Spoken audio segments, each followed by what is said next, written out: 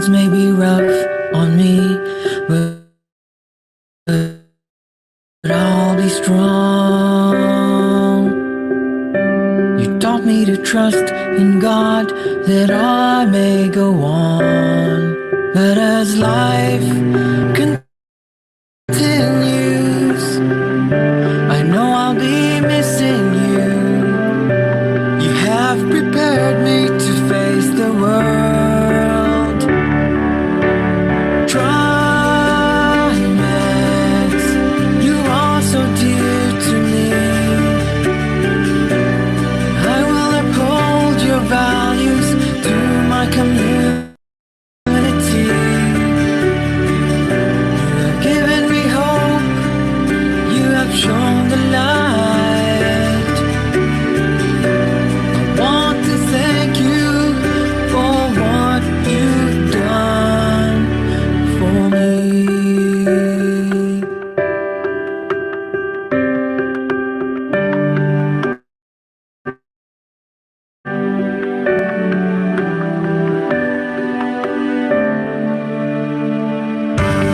Now the future will be so bright.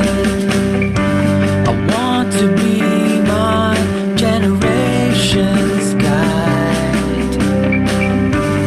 Set an example to live by a truth, to make a difference for tomorrow's youth. But as life continues, I know I'll be missing you. You have prepared me to face the world. Triumphs,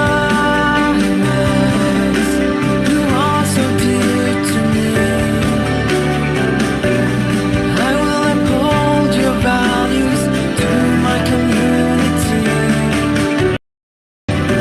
You've given me hope. You have shown the light. I want to thank you for what you've done. Triumphs, you are so dear to me. I will uphold your values to my community.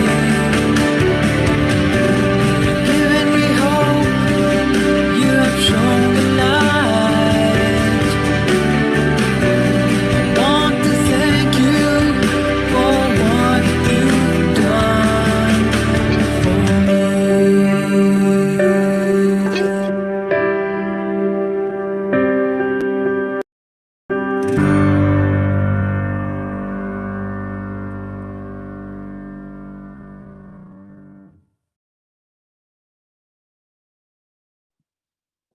Good morning. Good morning po, ma'am. Good morning po, ma'am. Good morning. everyone. Morning. Now let's bow our head and put ourselves in the holiness of God, the Father, the Son, and the Holy Spirit. Dear Almighty God and ever-loving God, we glorify and thank thee your name. You have showered us with so much blessing and your presence continuously. Remind us of your faithfulness and guidance. We humbly ask you to shower our speaker today of your greatness, inspiration, so they may share the most of their knowledge, heart and soul to their respective topics. May we also absorb invaluable knowledge, experiences, and put into practice what we may have learned today. We pray that you bless all the committees in charge, that we may able to fulfill their tasks responsibly, that the objective they have set may be all be achieved. Your infinite blessing will mean success of this seminar. May we be living witnesses of your genuine love through the enactment of the knowledge acquired through this activity. We ask this in the name of Jesus Christ, our Lord and Savior. Amen. And now let's proceed to our national anthem.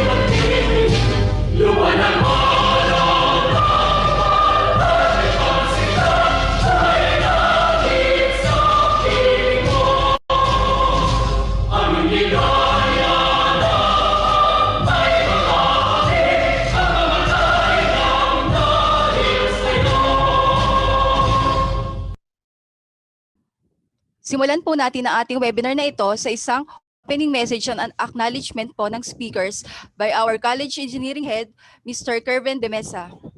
Of course, the webinar series for Computer Engineering Department. So I would just like to welcome to all of you here for this activity. So I would just like to thank first to our SCOPE officers, to the Faculty of Engineering, and to other guests, participants, and resource speakers for this particular webinar. A pleasant morning to all of you. So this webinar is not only intended for having a general assembly, but also in order to promote camaraderie to our students. The same manner, despite we are experiencing pandemic during this time, we should be able actually to give information or knowledge to make our students updated to the current trends in terms of technology. I'm actually welcoming you for this particular event because it will be a great and helpful tool for all of us to make ourselves updated to the different trends in terms of technology nowadays. Thank you so much for participating also for this particular event. This will not be possible without your cooperations. That's why just sit back and relax and enjoy the different webinar series that we actually be given to all of you this particular time. So have a nice day to everyone and God bless to us. Thank you, sir. Thank you for that wonderful message for us, Sir Kiel. And now let's proceed to our inspirational message. Kindly acknowledge our Dean, College Dean, Timex, Mr. Joel Caritos. This inspirational message is from our College Dean and Vice President for Student Affairs and Student Services. Please welcome our Ms. Rito A. Camigla Jr. I would like to welcome everyone to the new normal. Alam nyo, maraming pagbabago ang binigay sa atin ng pandemyang ito. Mula sa kabuhayan at pati na rin sa kung paano tayo makikisalamuha. Lahat tayo ay binago ng COVID-19 pandemic. Subalit sa isang banda, ay may naidulot din naman itong magandang aral para sa ating lahat. Katulad ng pagpapahalaga sa pamilya, sa kung ano ang meron at iniingatan natin. Sa nakalipas sa 10 buwan, pinatunayan natin ang tatag ng mga Pilipino. Hindi natin inaasahan ang bilis ng mga pangyayari na halos lahat ay cashless na kung gustong kumain, ay magpa-deliver ka. Kung magbabayad ka ng pwede na online. Shopping, banking, at kung ano-ano pa. Pero alam mo, lahat ng yan ay napaghandaan na ng Trimex Colleges. Mula sa online payment, enrollment, records, and even the conduct of classes.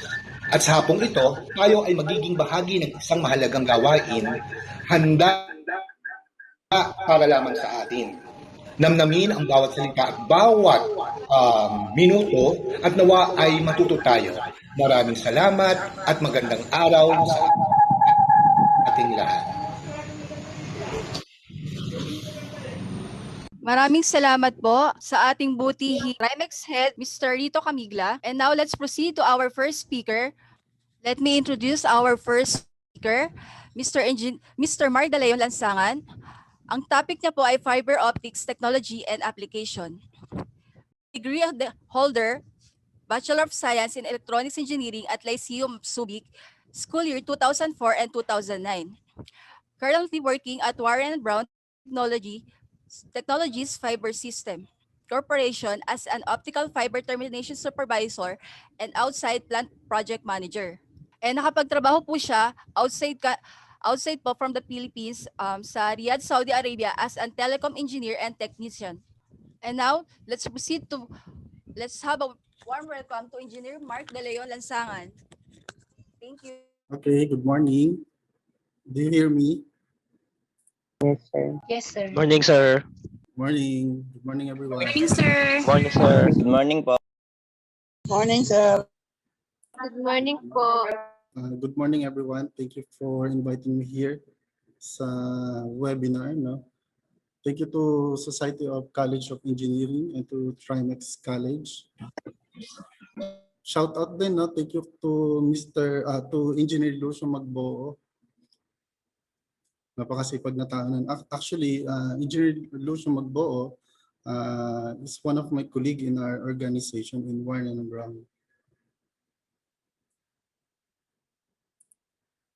Okay, I will share my screen now.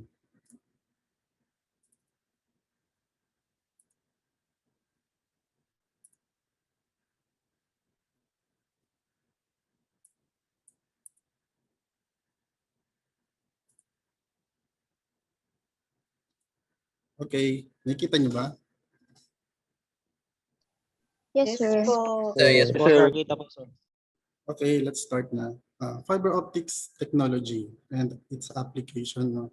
With the increasing demand of data consumption all over the world, not just the Philippines, but actually all over the world, including Philippines. Actually, we're now the social media capital of the world, no?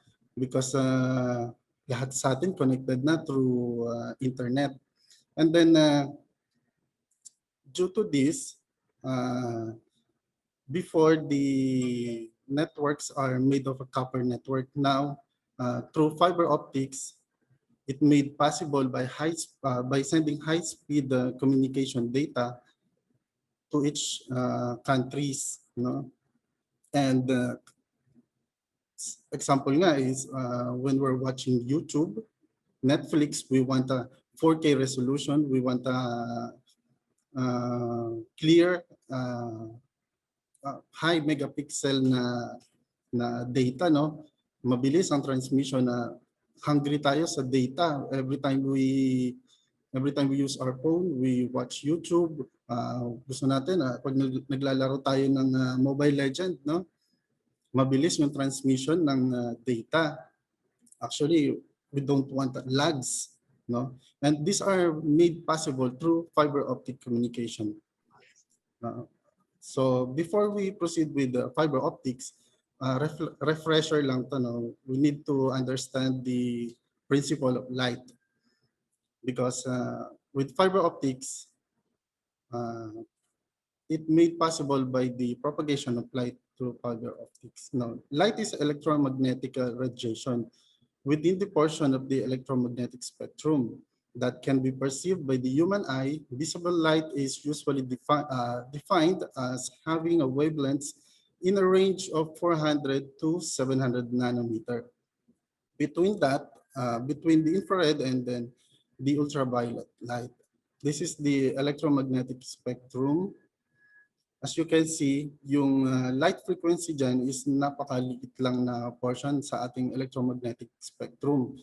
But with the fiber optic communication, it operates a little bit below the frequency of light. Doon siya sa infrared. No? Actually, infrared, we can able to see infrared. We cannot see infrared through our naked eye, but we can be able to see infrared using electronic devices, no? Example na kapag yung camera nyo, no, yung camera nyo is mayroon siyang infrared, itatapat nyo lang siya sa camera nyo, makikita nyo na yung infrared. For example na, ito, no? This is a simple remote. It operates on an infrared signal. Meron tayong infrared light here. Nakikita nyo ba yung ilaw? Yes po, sir. That's Yes po, sir. made possible, no, through infrared radiation. And then sa fiber optics, design din na ginagamitan natin siya ng infrared.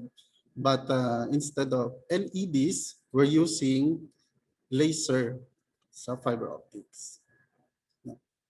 Bago natin maintindihan yung fiber optics, no, refresher lang to kasi mabilis lang. Actually, with the regards to fiber optic, baka isang semester natin ito pag-uusapan. Pero try natin i-squeeze ng mabilis. No? Electromagnetic wave does not require any medium to travel. Actually, light can travel in a vacuum.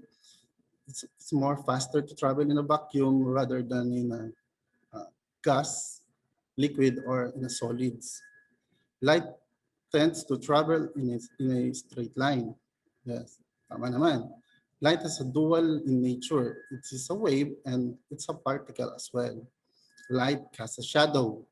Tama naman, no? When an object blocked by, pag yung light na blocked by a opaque object, it casts shadow. Speed of light is maximum in a vacuum. Ang maximum speed niya is 300,000 kilometers per second.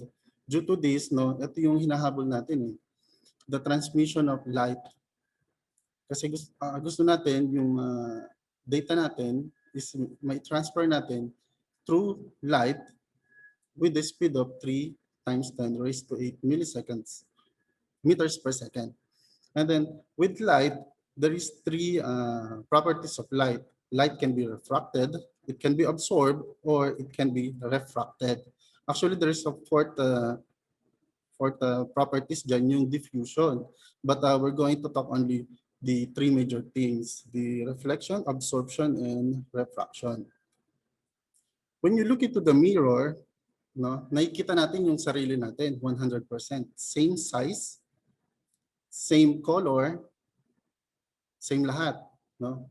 Because there is reflection. Reflection simply the bouncing of light when it strikes an object, katulad nga ng mirror. Because 100% yung size, 100% yung color, because the incident ray is the incident angles is equal to the angle of reflection. Kaya siya 100% the same. Pero what if naman kung some of the light rays are absorbed? Light absorption is simply when the photons transfer its energy to an electron in an absorbing material. For example nga is the leaf. We see leaf as green because all of the color wavelengths are absorbed except for the green. The green is reflected towards our eye. Kaya nakikita natin na green siya. When we see a red object, colors red because all of the color in the spectrum is absorbed except for the wavelength of red. Kaya red yung nakikita natin. Sa mirror naman, lahat ng wavelength is reflected. That's why lahat ng color nakikita natin sa reflection. Okay. Third properties ng light. Light is reflected if it passes from one medium to the next medium because it travels in a different speed. Example nga dito, when light or signal propagates in a less dense material, no, towards a more dense material, the light tends to bend away from the center line or towards the center line, depending on the medium. Mamaya may example tayo pa. Ito ang example natin, no? When you place a pencil in a half full glass of water, nakikita natin ano yung glass, yung pencil, para siyang putol. Bakit kaya, no? Because there is two medium na nag-travel yung light. First, nag-travel yung light doon sa air towards the liquid before it hits our eyes. So, kaya there is nagkaroon ng distortion sa speed. Nagkaroon ng distortion dun sa speed ng travel ng light, sa pag-travel ng light, kaya mukhang na-offset siya. Kaya nga sabi dito, sabi ni Descartes, na formulate niya yung Snell's law, Law of refraction is the formula used to describe the relationship between the angles of incidence and the refraction when referring to light or other waves passing through the boundaries between two different isotropic media. Sabi niya, Snell's law is simply the ratio of the signs of law of difference of the signs of the incident ray and then the refractive ray. There's that is also the ratio of their velocities, no, nung speed ng light, and then it's also the reciprocal ratio ng kanilang indices, ng refractive indices. Different material have a different refractive index. Halimbawa nga, vacuum, because light travels faster in vacuum, and then it travels a little bit faster on air, and then on liquids, and then solids. Kung napapansin nyo, light travels faster on a less dense material going to a denser material. Okay, I'll show you an experiment, no, with the total internal reflection. We need to understand this para ma-visualize natin kung paano gumagana yung, kung paano ba nagpo-propagate yung light inside the fiber optic cable. Wala talagang audio to, ano lang siya.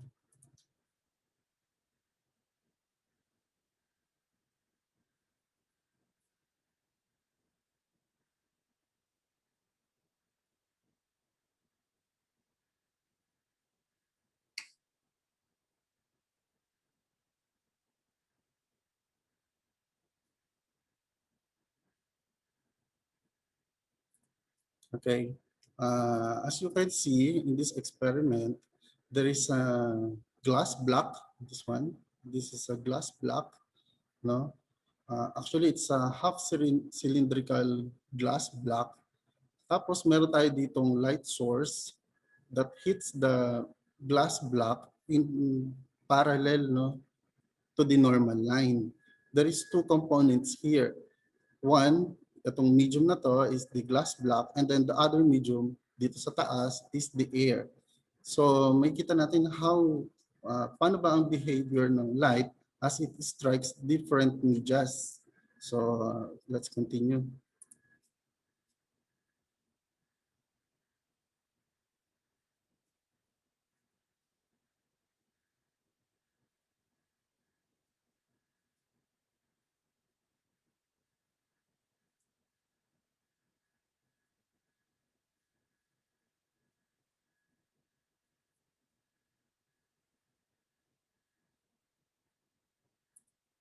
Okay, let's let's pause muna, no, yung video.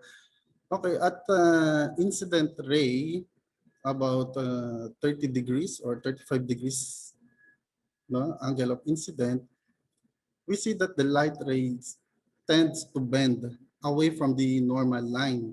This is what we call the refraction, no? Para siyang nag-bend yung light, no? Parang nag-bend because it traveled from a denser material, itong glass nga, towards to a lighter material, less dense material, which is air, no? Dito, air.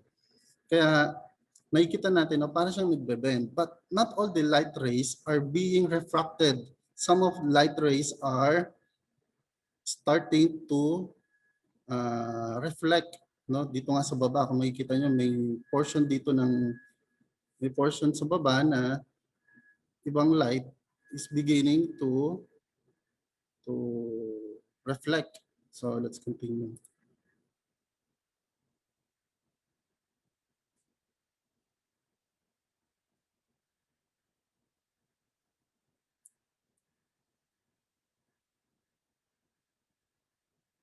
Okay, at 45 degrees, no, na incident light, at 45 degrees, there's no longer refraction happening here because all of the light rays, all of the light energy is now being reflected dun sa surface between the glass and the air.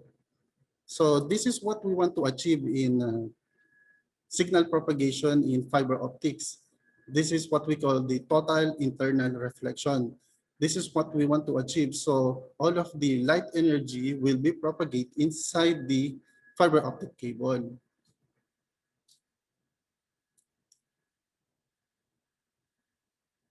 Diba? Ganyan siya. So yung repeated bouncing or reflection ng light, ito yung key para ma-propagate natin yung signal inside the fiber optic cable. So next slide natin. Oh, okay. So let's start now with the fiber optic. That one, the previous slides are just the theory. So start tayo sa fiber optic. What is fiber optic? Fiber optics is simply flexible, transparent fiber made of glass, and some of it are made of plastics, no? With the diameter slightly thicker than the human hair. Optical fiber typically includes a core surrounded by a transparent cladding material with a lower index of refraction. Light is kept inside the core by a phenomenon what we call previously the total internal reflection that causes the fiber to act as a waveguide. No? Sa fiber, yung mismong fiber optics, no, meron siyang three key elements. First is the core, next the cladding, and then the third one is the buffer coating. Sa core, in relation to our previous experiment, the core there is the glass because glass is denser than the cladding. Sa previous experiment natin, cladding represents the air because air is less denser than the core.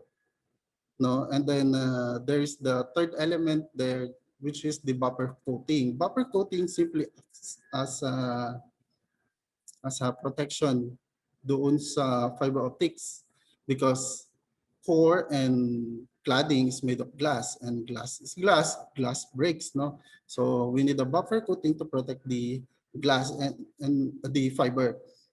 And the buffer coating makes also the fiber optic cable flexible because plastic is normally flexible. Okay, in this slide, I'll show you how the fiber optic cables are made. Every time you talk on the phone or go on the internet, what you say or type travels to its destination through fiber optics. Voice and data gets transmitted via pulses of light through hair-thin glass fibers.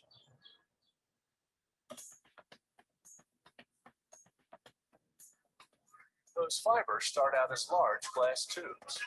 First, workers unwrap the tubes.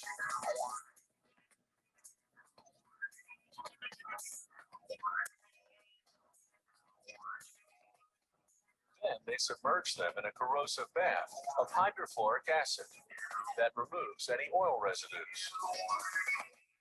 Then they set a tube into each end of the lathe.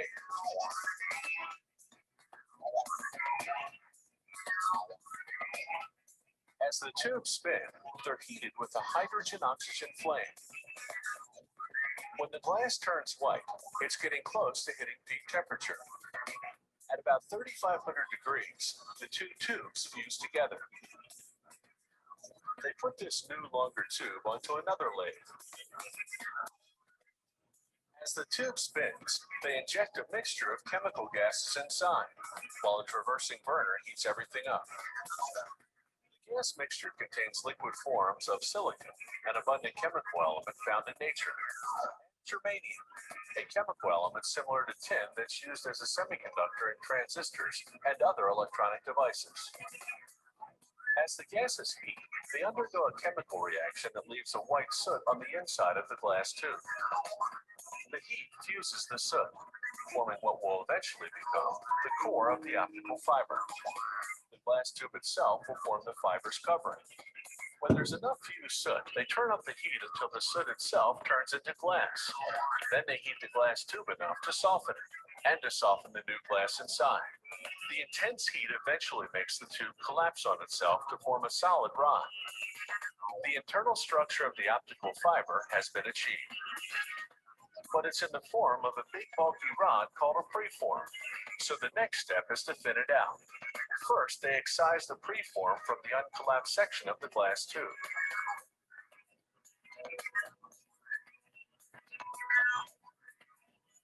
Then they install it vertically into the drawing tower, which will draw out the final shape.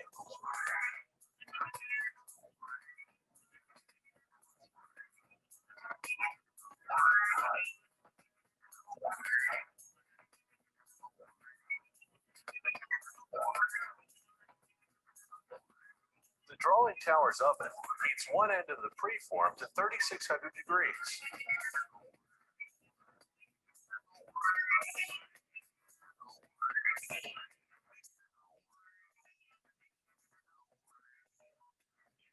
The glass softens.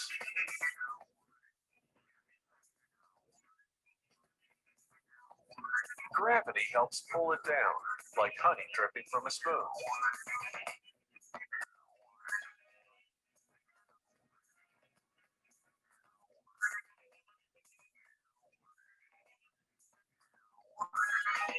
Then, using a glob of glass as a weight, they stretch the soft glass and keep stretching it until they've formed a thin glass fiber. A series of pulleys measure the tension on the fiber as it's being drawn. A special monitor makes sure the fiber is precisely the right diameter, just 5/1000ths of an inch. Then the fiber passes through UV lamps that bake on an acrylic coating to protect against dust and other contaminants. Finally, the fiber is rolled onto a drum. From here, it's either shipped out as is or put into a cable. Fiber optic cables are expensive to produce, but they're smaller and lighter than traditional copper cables. They carry more information and need fewer repeaters to keep the signal from deteriorating. And unlike copper cables, they're immune to electromagnetic interference. They're also hard to tap without being detected. And all this is made possible by a complicated process based on a very simple principle: light traveling through glass.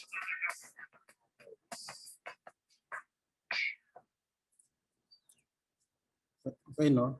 From that glass tube, yung about 1 meter in length, actually they can extrude it. They can pull it out up to 4 kilometers. Ganun katindi ang stretching ng glass rod na yun, no? So in this image, I want to show you how the lights propagate inside the fiber optic core. For example, this is the core, no? Ganyan siya.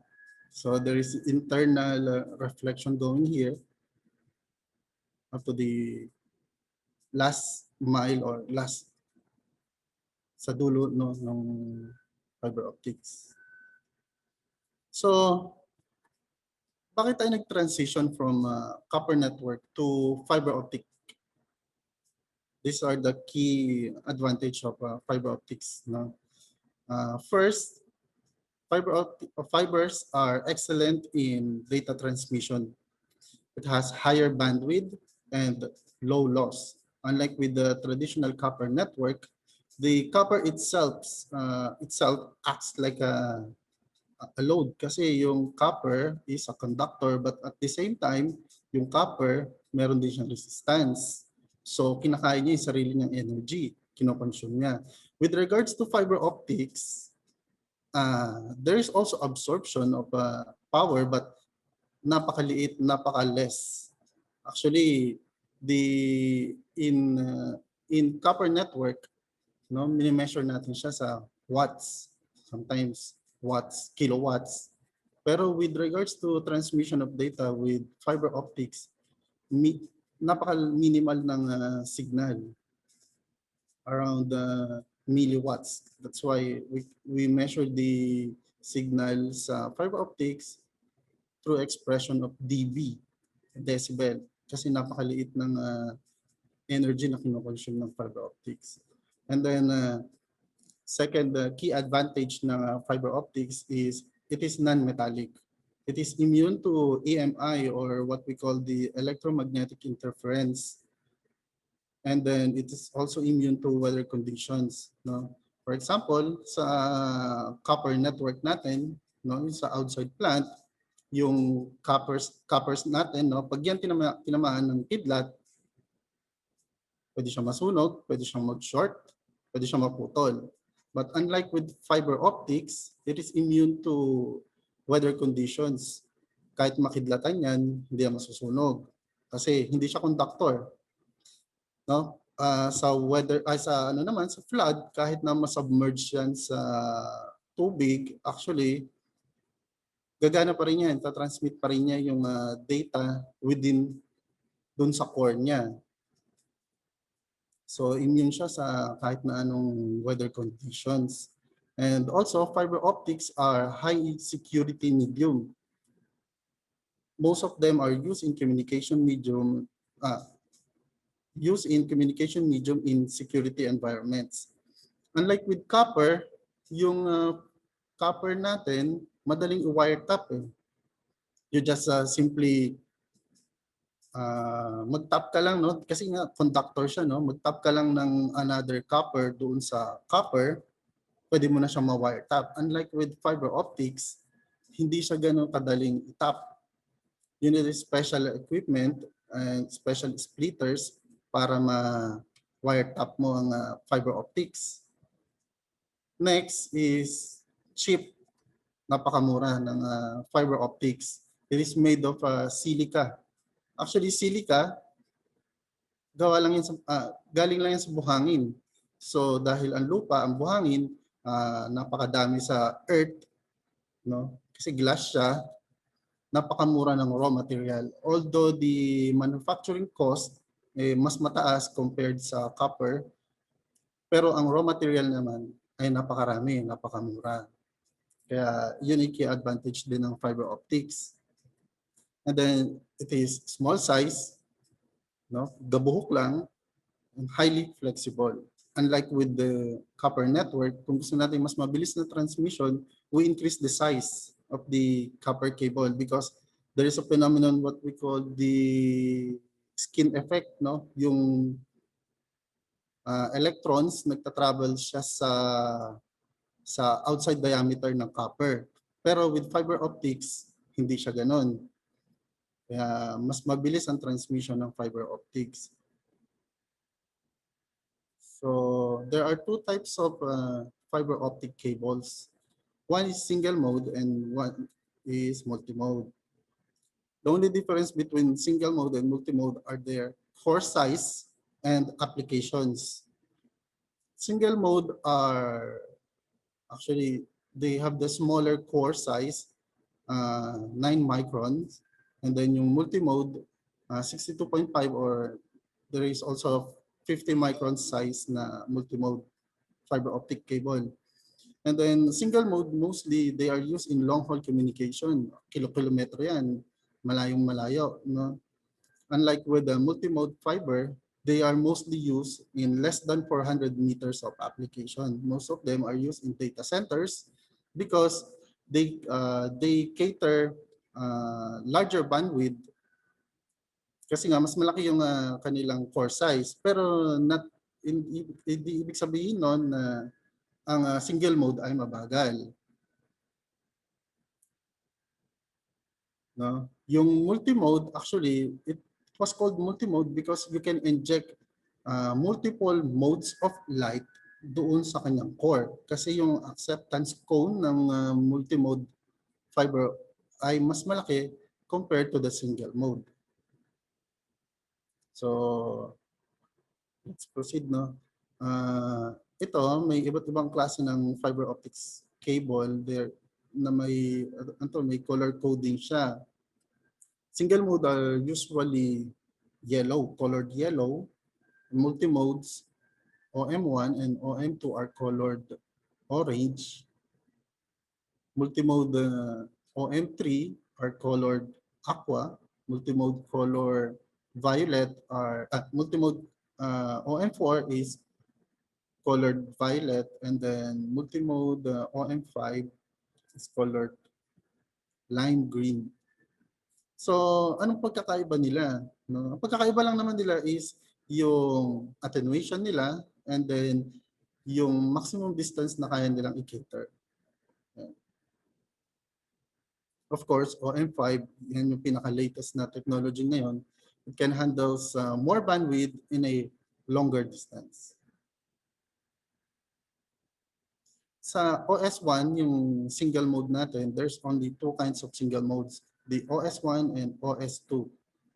OS1 are mostly used in inside plant and OS2 are mostly used in outside plant. Ito yung mga bending insensitive cable, mga loose tube cable, kasi mga rugged cable to eh. Ang application nila mostly is outside plant. Okay, let's proceed na sa application ng fiber optics. Fiber optics are mainly used in internet, telephony, computer networking, cable television, monitoring system, mga CCTVs, medical applications, as well as military and space. Pero itatakil lang natin dito is yung mostly used sa internet and then sa telephony. Kasi mostly almost 99% of fiber optics are used in these areas, internet and telephony. So, do you wonder ba how is Philippines connected to the rest of the world? No, it is made possible by fiber optic. Before, no, ang ating data broadcast, data transmission is through satellite. Kaso, satellite data transmission ngayon, hindi na siya applicable. Mabagal kasi siya. And then limited lang ang bandwidth niya. So with the invention of fiber optic, high-speed data communication is made possible through fiber optics using submarine cable. Example nga is ito. Yan. Installation ng fiber optic cable from the shoreline, from the beach, towards to the other landing station. Kung makikita nyo, nandito yung flowing machine. Ito yung naguhukay sa underneath ng tubig sa ilalim sa ocean floor para ibaon yung fiber optics. And then makikita nyo rin na ito, this is a manhole. And then there is the entrance cable here. This is the submarine cable. And so, para may idea lang kayo. The submarine communication cable is cable laid on the seabed between land-based station to carry telecommunication signal across the stretch of ocean and seas. So, ang Pilipinas, actually, we have lots of cable connectivity sa ating neighboring countries.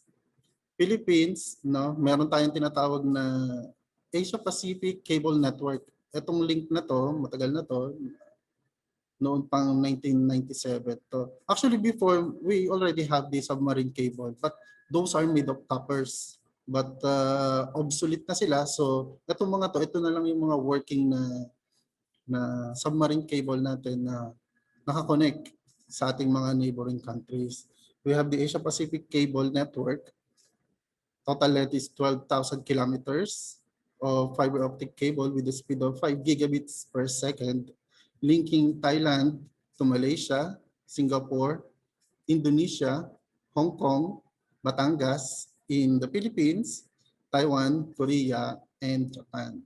Matagal na to, 1997 pa. Kaya 5 gigabits per second lang siya. Next, we also have the international submarine cable. This is called the Asia Pacific Cable Network 2. This is the upgrade of the previous cable network. No? Ang ginawa nila dito is they double the cable para meron siyang resilience, no? Meron siyang backup. And then they upgrade the speed. As you can see here, it is now capable of transmission of 640 gigabits of data per second. Medyo mahal din ang magpa-install nito, no? So we have the Asia America Gateway with a total length of 200,000 kilometers, linking US, Hong Kong, and the rest of Southeast Asia with a speed of 2.8 terabits per second. Ganun kabilis, no? 2.8 terabits sa isang segundo. Napakabilis niyan. Pero actually, luma na yan. So yung 2.8 terabits, mabagal na siya. So we also have the Asia Submarine Cable Express.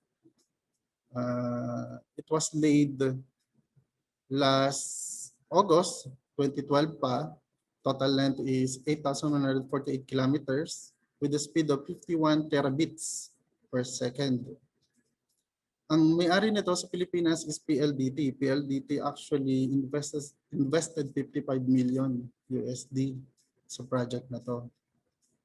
So next, we also have the East Asia Japan cable system. It has the maximum speed of, actually design speed is 28 terabits per second, but in actual, they just measured around 23 terabits. So, ang may-ari ng cable network na to is Google. We also have the East Asia Crossing and C2C cable systems. This is the upgrade of the previous one. No. Meron siyang speed na 30 terabits per second, maximum length of 36,800 kilometers. Ang may-ari ng cable network na to is PACnet. Now, PACnet is being acquired by Telstra, Telecom Australia. Sila na may-ari niyan. Okay, we also have the Southeast Asia, Middle East, Western Europe 3. Ito yung pinakamahabang cable network natin na connectivity. Ang total length niya is 39,800 kilometers. Meron, kasi medyo mababa yung speed niya, no? Meron lang siyang 10 gigabits per second. And it was linked by 39 landing station and caters by 92 international carriers. Ito medyo latest na, no? Yung CAS cable systems. Ito yung connectivity naman ng Globe Telecom going to US. Maximum speed niya is 20 terabits per second. Cost niya is around 250 million installation cost. Okay, ito mas latest siya, last 2020 lang to. This is what we call the Jupiter cable system, links Japan, US, and Philippines. 2 landing station in Japan, 2 landing station in US, and 1 in the Philippines in Daet, Camarines. Ang may-ari ng cable system na to is Amazon and Facebook. So, kung si Globe, meron siyang sariling cable network, international cable network. Si PLDT, meron din siya. Of course, si President Duterte, hindi rin siya papahulid. Kasi ngayon, meron na tayong sariling international cable network. Ito nga yung Pacific Light Cable, no? Under Build program ni Duterte. Ang connectivity nito is from Hong Kong to Taiwan, Philippines going to the US. Kaso may problema nga lang sila dito sa cable network na to. Yung link nila from Hong Kong to US is not yet activated kasi may political issue about sa China at sa US ngayon, di ba? So US afraid siya na baka mag-spy ang Hong Kong na under control by China. And then itong FOC connectivity rin na to, no, itong cable network na to, ito yung balak ipagamit ni President Duterte doon sa ating third telecom. Yung dito telecom, ito yung gagamitin nilang primary na transport to the rest of the world. This cable network is owned by Google and Facebook. Ang transmission nito napakabilis, so 144 terabits per second. So if there is an international cable network, we also have our domestic. Sa atin nga, ang may pinaka-broad na fiber optic network na sa atin dito is PLDT. Kasi syempre sila yung nauna eh. No? With a total length of 10,000 kilometers with a speed of 2.3 terabits per second. So maraming cable landing station yan. PLDT call this as DPON, fiber optic network, domestic fiber optic network. So hindi lang yan kasi marami pang marami pang fiber optic, international fiber optic cable. So para ma-visualize nyo lang yung connectivity ng fiber optic to the rest of the world, may video ko dito.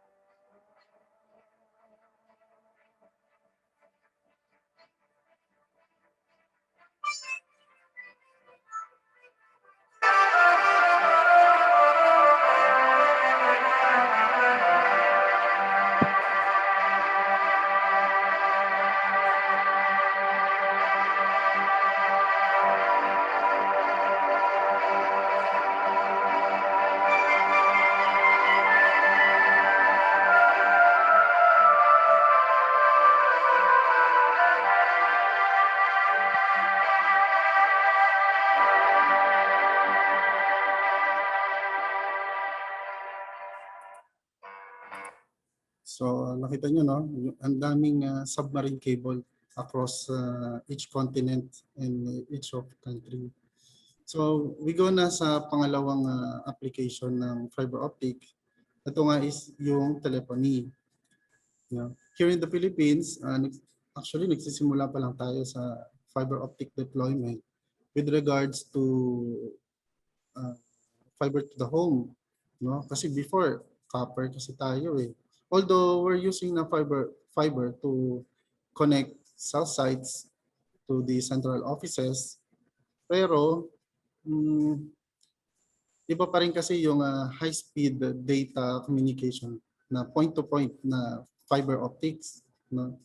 Sa PLDT nga, last 2013, dun pa lang sila talaga nag-deploy ng technology na to. So ngayon pa lang talaga nagbo-boom yung implementation ng FTTH. We call it FTTH or fiber to the home. They call it also FTTX because the X here is variable. X is variable here. It can be FTTC, fiber to the curb, FTTP, fiber to the premises, or FTTB, fiber to the building. No? Fiber to the home is delivery of the communication signals over over optical fiber from operators switching equipment all the way to the house or businesses. Sino sa inyo yung mga naka PLDT fiber na? Siguro meron na sa inyo, no? Marami nang naka PLDT fiber. Yung makikita niyo yan. Actually, paglabas niyo lang, makikita niyo yan sa tapat ng bahay niyo. Mayroon kayong maliit na strand ng kable that is fiber optics. Pero hindi natin namamalayan na fiber optics yun, no? Yung topology ng PLDT with regards to deployment of fiber to the home, the technology uses a GPON. GPON as in GPON. It's a gigabit passive optical fiber network. No? It uses no amplification, napakatipid sa power consumption, unlike with the traditional copper network na kailangan natin ng amplification, malakas kumain ng energy. With regards to fiber optic, ang baba ng energy consumption. So the topology of FTTH is simply from the central office. There is OLT. What we call OLT is optical line terminal. No? Magta-terminate yan dun sa ating ODF, yung optical distribution frame going outside. This link uses a single fiber lang. No? Yung isang buong kable ng fiber optics natin, hindi lahat yun gagamitin natin. Single strand of fiber optic lang ang gagamitin natin dito. It will be connected to the FDC, or we call it fiber distribution cabinet. And then from there, the fiber optic signals will be split depending on the configuration of the network. It can be 1/8, 1/4, or 1/2. From fiber distribution cabinet, the cable will be raised towards the utility poles. Sa PLDT, ganyan ang nila ang installation, no, nasa poste. Kasi magastos pag underground. So from distribution pole, doon natin i-install yung ating NAP. PLDT calls it NAP, NAP, Network Access Point. But here in the diagram, they call it FDP, Fiber Distribution Point. Then from there, sa loob ng NAP, no, yung distribution point natin, there is a optical fiber splitter installed inside which split again the optical signal into different ports. It can be 1/8, 1/4, or 1/2 depending on the configuration. Kasi sa technology ng fiber to the home, iniingatan natin dyan is yung signal. No? Importante yung signal kasi there's no amplification dito. Kaya maingat tayo sa signal na hindi mauubos yung signal. So from after the splitter, it will be distributed to our houses. Dito nga, for example, no, meron tayo dito yung ONU, yung optical network unit. Ito yung modem na natin, no? Modem ni PLDT. No? With regards to fiber to the home technology, si PLDT can caters triple play, 3 services in one single fiber. It can broadcast, una, of course, high-speed broadband internet. Second is yung voice service natin, telephony, voice, telepono, no? And then the last one is, siguro narinig niyo na to, no? Signal over fiber. Ito yung high resolution video broadcasting na pamalit natin dun sa traditional cable television natin. With the use of single strand fiber, we can able to subscribe 3 different services. Ganun katipid ang paggamit ng fiber optics, kaya tayo lumipat sa fiber optics. Unlike with the traditional copper network, yung DSL natin, no, it uses 4 wires, 4 na copper wires. 1 pair is for voice and then 1 pair for broadband internet na hindi naman talaga ganun kabilis. So it can be FTTB, dito nga, fiber to the building. So yung splitter ng fiber optic can be placed whatever here sa OSP's outside plant. It can be installed in the manhole, can be installed in the distribution point or in the fiber distribution cabinet, depending on the availability or system design. So meron akong video ulit dito para ma-visualize nyo lang how FTTH is being installed.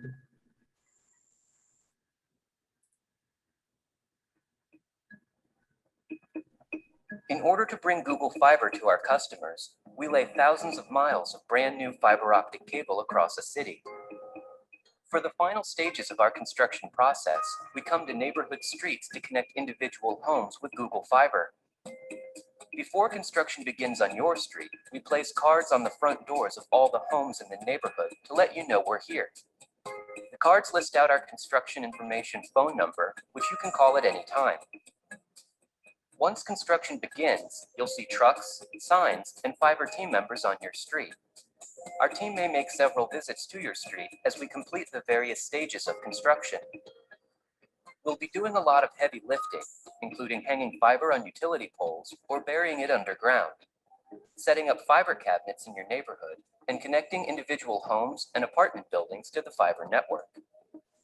In the last step of our construction process, our team will install a small gray box called a network interface unit on the outside of our customers' homes. This box brings fiber into homes, apartments, and condos. While we're in your neighborhood, creating a safe construction zone is our priority. That's why you'll see fiber construction team members putting up fencing, cones, and conducting traffic control when necessary. And our job isn't done until we perform our quality and safety checks. In order to bring fiber to the various homes on a street, we construct our network in public rights-of-way and easements, which are often adjacent to or near private property. We've worked with local authorities to get the required permissions. Bringing fiber to a neighborhood takes a lot of work. Building a fiber network can be messy, but we do our best to minimize disruption and noise. And we do everything we can to leave a neighborhood just as we entered it, patching trenches quickly and neatly, and restoring any disrupted landscaping. If you notice anything out of place after we leave, please don't hesitate to give us a call. Okay, putulin lang natin na saglit doon, no? Kasi medyo mahaba na. Okay. Do you wonder ba na sa lahat ng fiber, sa lahat ng fiber optics na nakikita natin, no, all around the world, sa ating premises, no, paano ba natin kinoconnect yung one fiber to another? No? Yung joining kasi ng optical fiber is not simple as copper. So this is more complex than joining electrical wires or cable and involves careful cleaving of fibers, precise alignment of the fiber cores, and coupling these aligned cores. No, there is 3 major methods ng FOC connectivity joining a fiber optic. One is by connectorized fiber optic cable. 2 is by fusion splicing, and then third one is by mechanical connection.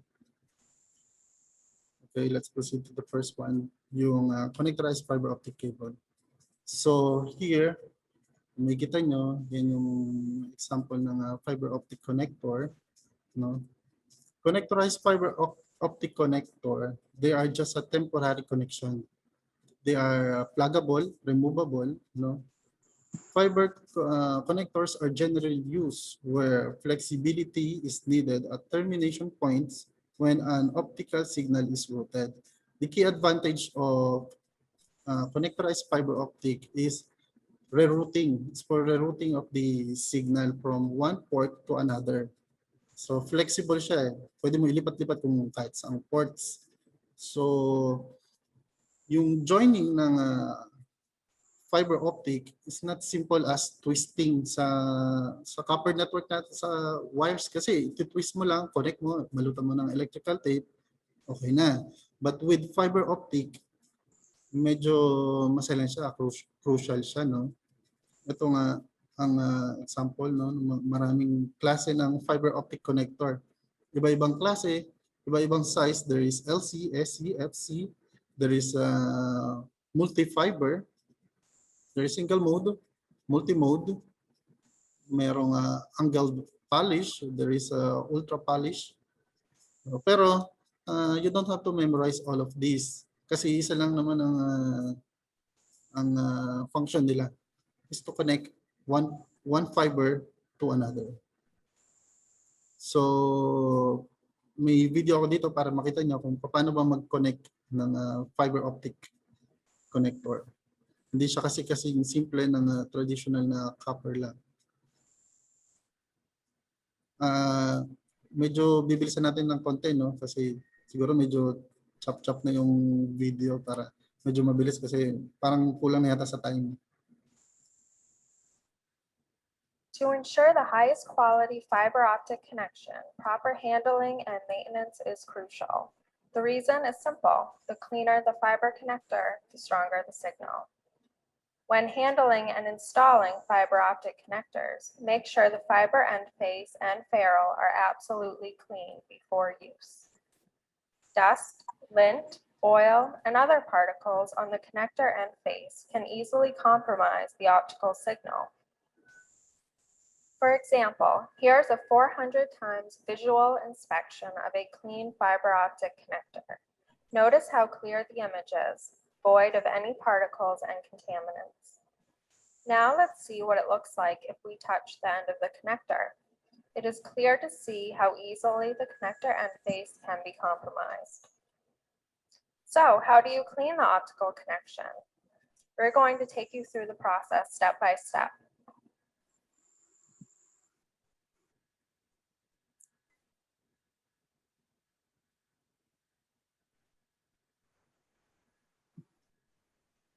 Often overlooked, the adapter that the connector is attaching to needs to be cleaned as well.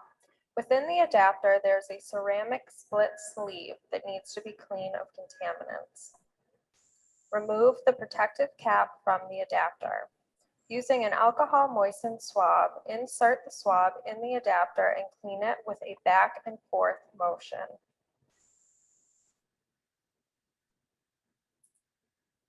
After removing the protective cap of the fiber optic connector, gently wipe the end face with an appropriate fiber connector cleaner, such as a lint-free wipe with isopropyl alcohol. If using alcohol, wipe it a second time with a dry tissue to remove the alcohol, which uses a dry disposable tape. Either of these methods, ideally, you should use a magnification scope to inspect the connector before installing it in the network. While inspecting the connector, the fiber should be absent of any particles or scratches. Before mating a connector in the network, make sure both connectors have been cleaned. A contaminated connector will transfer to another in the mating process. Simply follow the same process for both connectors before mating.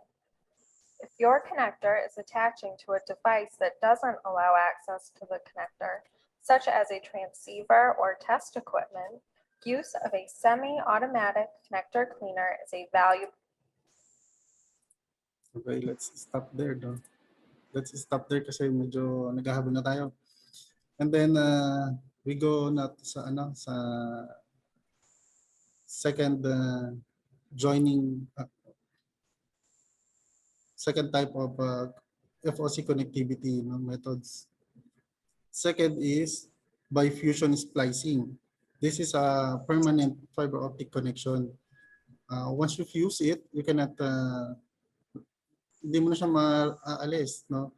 Fusion splicing use high temperature heat generated by electric arc and fuse two glasses of fiber together, end to end with fiber core aligned precisely.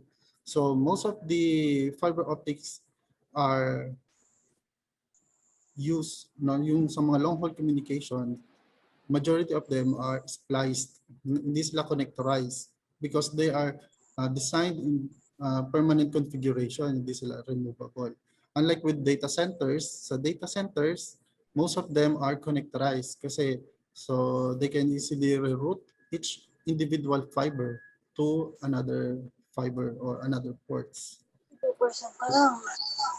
So here, siguro sa labas ng bahay nyo, no, may makikita kayong ganitong box. Mapapansin nyo kung meron kayong PLDT fiber, no? Sa tapat ng bahay nyo, pag may nakita kayong ganito, magpa-subscribe na kayo. Kasi mabilis ang internet dyan, no, sa PLDT fiber. So, yung box na yan, that is what we call the NAP. Some are LCPs, local convergence point, or some are NAPs, network access point. Diyan tayo nagtatap kapag magpapakabit tayo ng internet, no, sa fiber. So sa loob niyan, may kita nyo, there's individual fiber fused together. Ito nga, hindi dyan. So they are designed in a permanent configuration. Wala nang tanggalan yan. Each fiber is assigned for individual customer. One fiber, one customer. So bakit one fiber lang, no? Kasi sa copper communication, dalawang para siya, no? May transmit, may receive. Sa fiber optics kasi, bidirectional siya. It can be transmit, it can be receive. Pero gagamit ka lang ng different wavelengths, no? Different wavelength for transmission and different wavelength for receiving. So fiber optics is bidirectional. So napakatipid. So ito mabilis lang, no, kung paano mag-splice ng fiber optic. Fiber. I'm using the 40mm sleeve, but they do come in a variety of levels. Remember, you need to put the sleeve on at the very start, otherwise at the all over again. Next, you need to strip off all the protection so you have just the bare fiber. Different cables have different sized cores, cladding, coating, buffers, strength members, outer jackets, and a variety of different names to refer to all of these things. So you need to know what type of fiber you're working with. Here are some examples. All of these have an identical 9-micron core, but a variety of outer jacket sizes.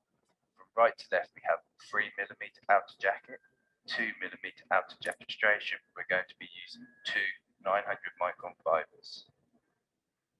So here are the strippers I'm going to use. As you can see, there are different size grooves on these strippers, which can remove different layers of the plastic coating and are suitable for a range of fiber sizes. The best advice when stripping a fiber is to nibble away at the protective coating and remove it in small layers and sections. There are several different layers which you can see as you start to strip them away. You want to aim to strip off about 30mm of coating on both fibers for a good fusion splice. If you clamp too hard or try and remove too much in one go, you're very likely to just snap it like so. The next step is to clean the fiber. Hopefully you've already watched our video on the importance of cleaning fibers and the different tools out there to do this. Here we are using IPA wipes. You should hear the squeak when it's clean. Once clean, refrain from touching or putting the fiber in contact with any dirt. A dirty end will affect the decibel loss and make the splice less effective. As we mentioned earlier, cleave is the most important part of the whole process. We are trying to get a perfectly straight cut to allow the two fiber cores to make maximum contact with each other when they are fused together. First, place the fiber into the appropriate V groove as indicated on the cleaver and flip down the magnetic panel to hold it firmly in place. You want to make sure that the bare fiber is sitting over the far left rubber pad as you can see here. By doing this, the cut end of the fiber will be swept straight into the bin. Should this not happen, you must remove the cut end from the machine manually. In smooth motion, close the lid of the cleaver and press down the cleaver button like so. When you open the lid, you will see the cleaved fiber. Lift the magnetic panel and carefully remove the cleaved fiber from the cleaver. Remember, from this point on, you do not want it to be touching anything, as this may damage or dirty the clean cut you just made. Make sure your Fusion Splicer is powered on by pressing the red button and that all the settings are correct for the chosen fiber type. Automatic adjustment. Lift up the magnetic flap and place your cleaved fiber into the V groove, making sure that the tip of the fiber does not cross over the electrode. Placing the fiber can be trickier than it looks, as it has a natural curve to it, but persists. Flip down the magnetic flap to hold the fiber in place once you are happy. At this point, you start the whole process over again with the second fiber and load this into the other side of the splicer. Once both are in place, close the dust welder down. The Fusion Splicer will move the fibers in towards each other, and an image of the two fiber tips will be displayed onto the screen to examine. This is your chance to make sure your cleaves are neat and clean. If your fibers are positioned too far from the electrodes, then an image will not show on the screen for that fiber. If either fiber tip crosses the electrode, then an error message will appear. If you're happy with your cleaves, then press the green button. You'll hear a beep, and this will start the splice process. The Fusion Splicer will line up the cores of the fiber to join them together and do a quick automatic pre-clean of the fibers to blow away any dust residue before it begins the actual splice. It will also report any errors if it cannot perform the splice. As well as showing an estimated defect, you'd have 0 dB loss, but ideally no more than 0 ambilight that the cleaves were not straight enough. Here are some pictures of these, which could be due to dirt and dust or the fact that lift the lid but wait a few seconds as the Fusion Splicer will be completing the tension test on the fiber. Carefully, we remove the fiber. At this point, we do not wish to bend or pull on the fiber as it could snap and undo everything we have just done. Gently slide the protective sleeve over the splice. Make sure you have an even amount of clad fiber on both sides to ensure there is an equal amount of strength on either side of the splice. Lift up the lid on the heater element and carefully place the splice with its protection sleeve to the heater, ensuring it is in the center of the heater element. Close the lid, making sure you do not get the fiber caught underneath the two metal latches on the side, as when you push them down, they could snap the fiber. If you haven't already, make sure you've closed the magnetic flaps and the dust weather guard down again to keep the Fusion Splicer clean. The machine will automatically start to heat the plastic. You will know it's working as the light next to the yellow heater indicator shines red and the heater symbol indicating you are on the right when complete. And there you have it, a completed Fusion Splicer. There should be no bubbles inside the protective sleeve, which would indicate open fiber. I'm using Okay. No? Nakita natin no, kung how the fiber optic is being spliced. Hindi siya katulad ng copper lang na ganun kasimple. We're using a special machine that connects the two fiber ends together, no, through what we call the arc welding, no, fusion splicing. So kung yung if the fusion splicing is permanent, we also have a semi-permanent connection. This is the mechanical splicing. This is basically refers to alignment of devices by mechanical splices, which have been designed in such a way that they are able to hold the ends of the fiber in a position which is precisely aligned, enabling light to be able to pass from one fiber to another. Itong mechanical splicing, this is usually done in a field kung saan, for example, may troubleshooting, isang fiber lang yung i-connect natin. No? Or sometimes, sa subscriber side, may nasira sa troubleshooting, isang fiber lang din yung i-connect natin. This is a cheaper way sa connectivity ng optical fiber because we don't need any machines. Itong toolkit lang na to, we can able to connect one fiber to another. temporarily, semi-permanent. So mabilis lang to, mechanical splicing. This is TE Connectivity's core link mechanical fiber splice for single mode and multi-mode fiber. It is a plastic device with V grooves to align the fiber and a clamping mechanism to lock the fibers in place. Let's show you how to use it. We're going to splice a 250 micron fiber. First, let's strip the fiber. Here is the key to open and lock the mechanical splice channel. 2 keys come with the orders of 12 or more of the core link mechanical splices. If you order less, you would have to order the keys separately. Now let's cleave the fiber. First, clean it with the lint-free wipe and an isopropyl alcohol. The cleave length is 8 to 9 millimeters. We put the fiber in the 250 micron groove of the fiber cleaver. One click and fiber is cleaved. Now we need to open the channel of the splice. This is done by inserting the key into the key slot and rotate it 90 degrees downwards.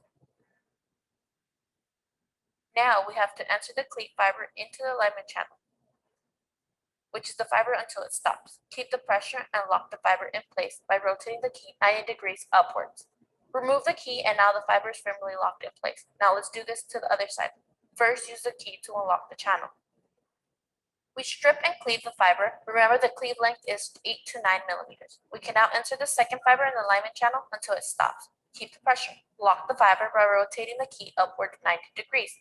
Now both fibers are locked in place firmly. This is the finished mechanical fiber splice. It works for both single mode and multi-mode fiber. The core link mechanical device works for both 250 micron bare fiber and 900 micron type buffered fibers. Please refer to this instruction. This is Okay, no, that's it. No, yung fusion splicing natin, we compare it to the mechanical splice. There's both pros and cons. With regards to fusion splicing, mas mura if we're going to splice bulk quantities, and it has a lower insertion loss because they are fused together, and then lower reflectance also. Ang downside nga lang nito is masyado siyang technical and you need to invest on the equipment. So with mechanical splicing naman, ang pros nito is inexpensive, napakamura. Especially if you're going to splice single fiber only. Minimum training is required. But ang downside nito, if sa handling ng signal, because yung insertion loss niya is actually masyado mataas. No? There's 0.2 to 0.75 dB of insertion loss. And of course, dahil hindi sila fused together, they were just aligned together, mataas din yung kanilang reflectance, yung pagbalik ng signal from one fiber to another. No? So, that's it. No? Hanggang doon na lang. Sana may natutunan kayo sa fiber optics visually, and sana may natutunan kayo sa fiber optics. No? So, thank you everyone. Thank you, sir. Thank you po, sir. Thank you po, sir. Thank you, sir. Thank you po. sir. Thank you. Thank you po. Thank you po. Thank you for the informative and knowledgeable presentation, Engineer Mark De Leon Lansangan. We all College of Engineering are very thankful for accepting our invitation as our guest speaker for today. Maraming salamat po at malugod po kami nagpapasalamat sa pagtanggap po ng aming imbitasyon. And now let's proceed for the awarding of certificate for Engineer Mark Lansangan.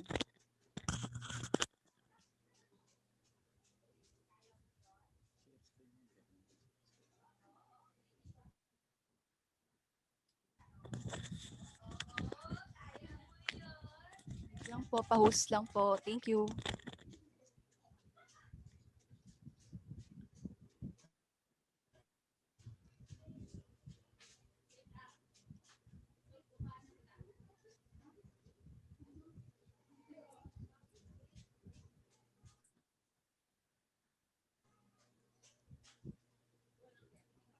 Additional nga lang, Hello. no? Siguro yung slideshow na present ko kanina, pwede kong i-share? Pwede ko ba i-share dito? So you can download it as your reference. Pwede po ba, ma'am? Yes po, thank you sir. Kindly allow me para po maging host po. Salamat.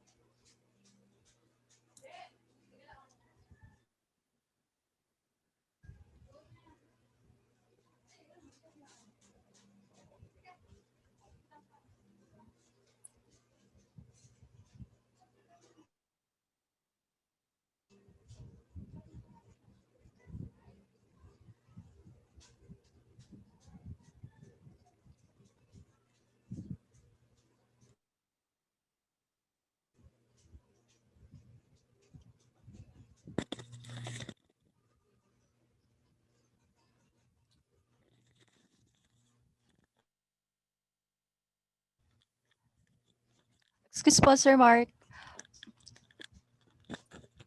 Yes. Kindly allow me, ano po, para po maging host po. Okay, I'm sorry. Thank you. Ako pala yung hinihintay mo, sorry. Opo, thank you po. Okay. Thank you, sir.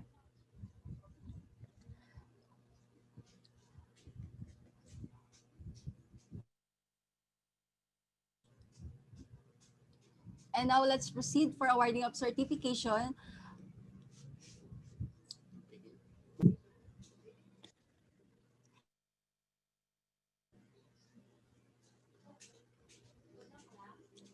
Wait lang po, just wait for a while.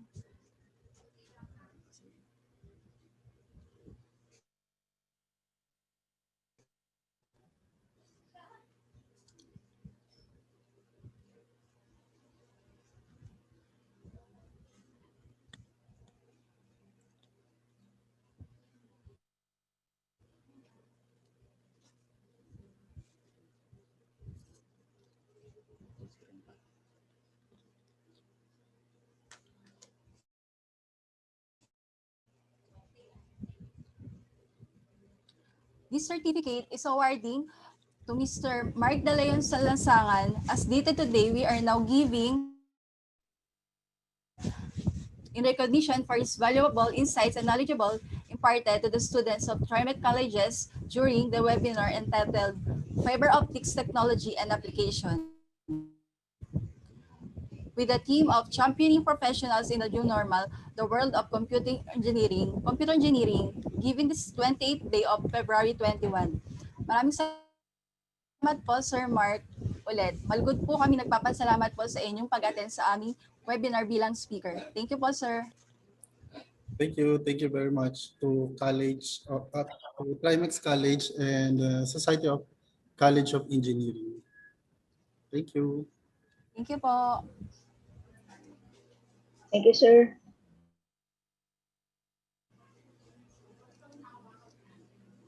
So thank you, And now Sir let's Mark, proceed to for our the second knowledgeable. speaker. Let Mr. Joel Caritos introduce our second speaker. Thank you. So good morning, no? Hi, I'm Joel Caritos. Good morning to all of you. I'm Joel Caritos, your MC for this webinar, aside from Ms. Rocher and De Guzman Reyes. So bago ko introduce yung second speaker natin is, I would like to thank the students of College of Business of Laguna, College of Business Arts, Calamba, for participating to our webinar for today. So thank you, guys. The topic for our second speaker is Firefox Development Tools. Our speaker is the founder and chief technology officer of the Turf Site Web Services, a local web presence provider specializing in domain name registration, website hosting, and learning management systems. As a technologist and proponent of open web, he is also a part of the global non-profit organization, Mozilla, makers of the Firefox web browser. His name is inscribed in the Firefox monument found in San Francisco, USA.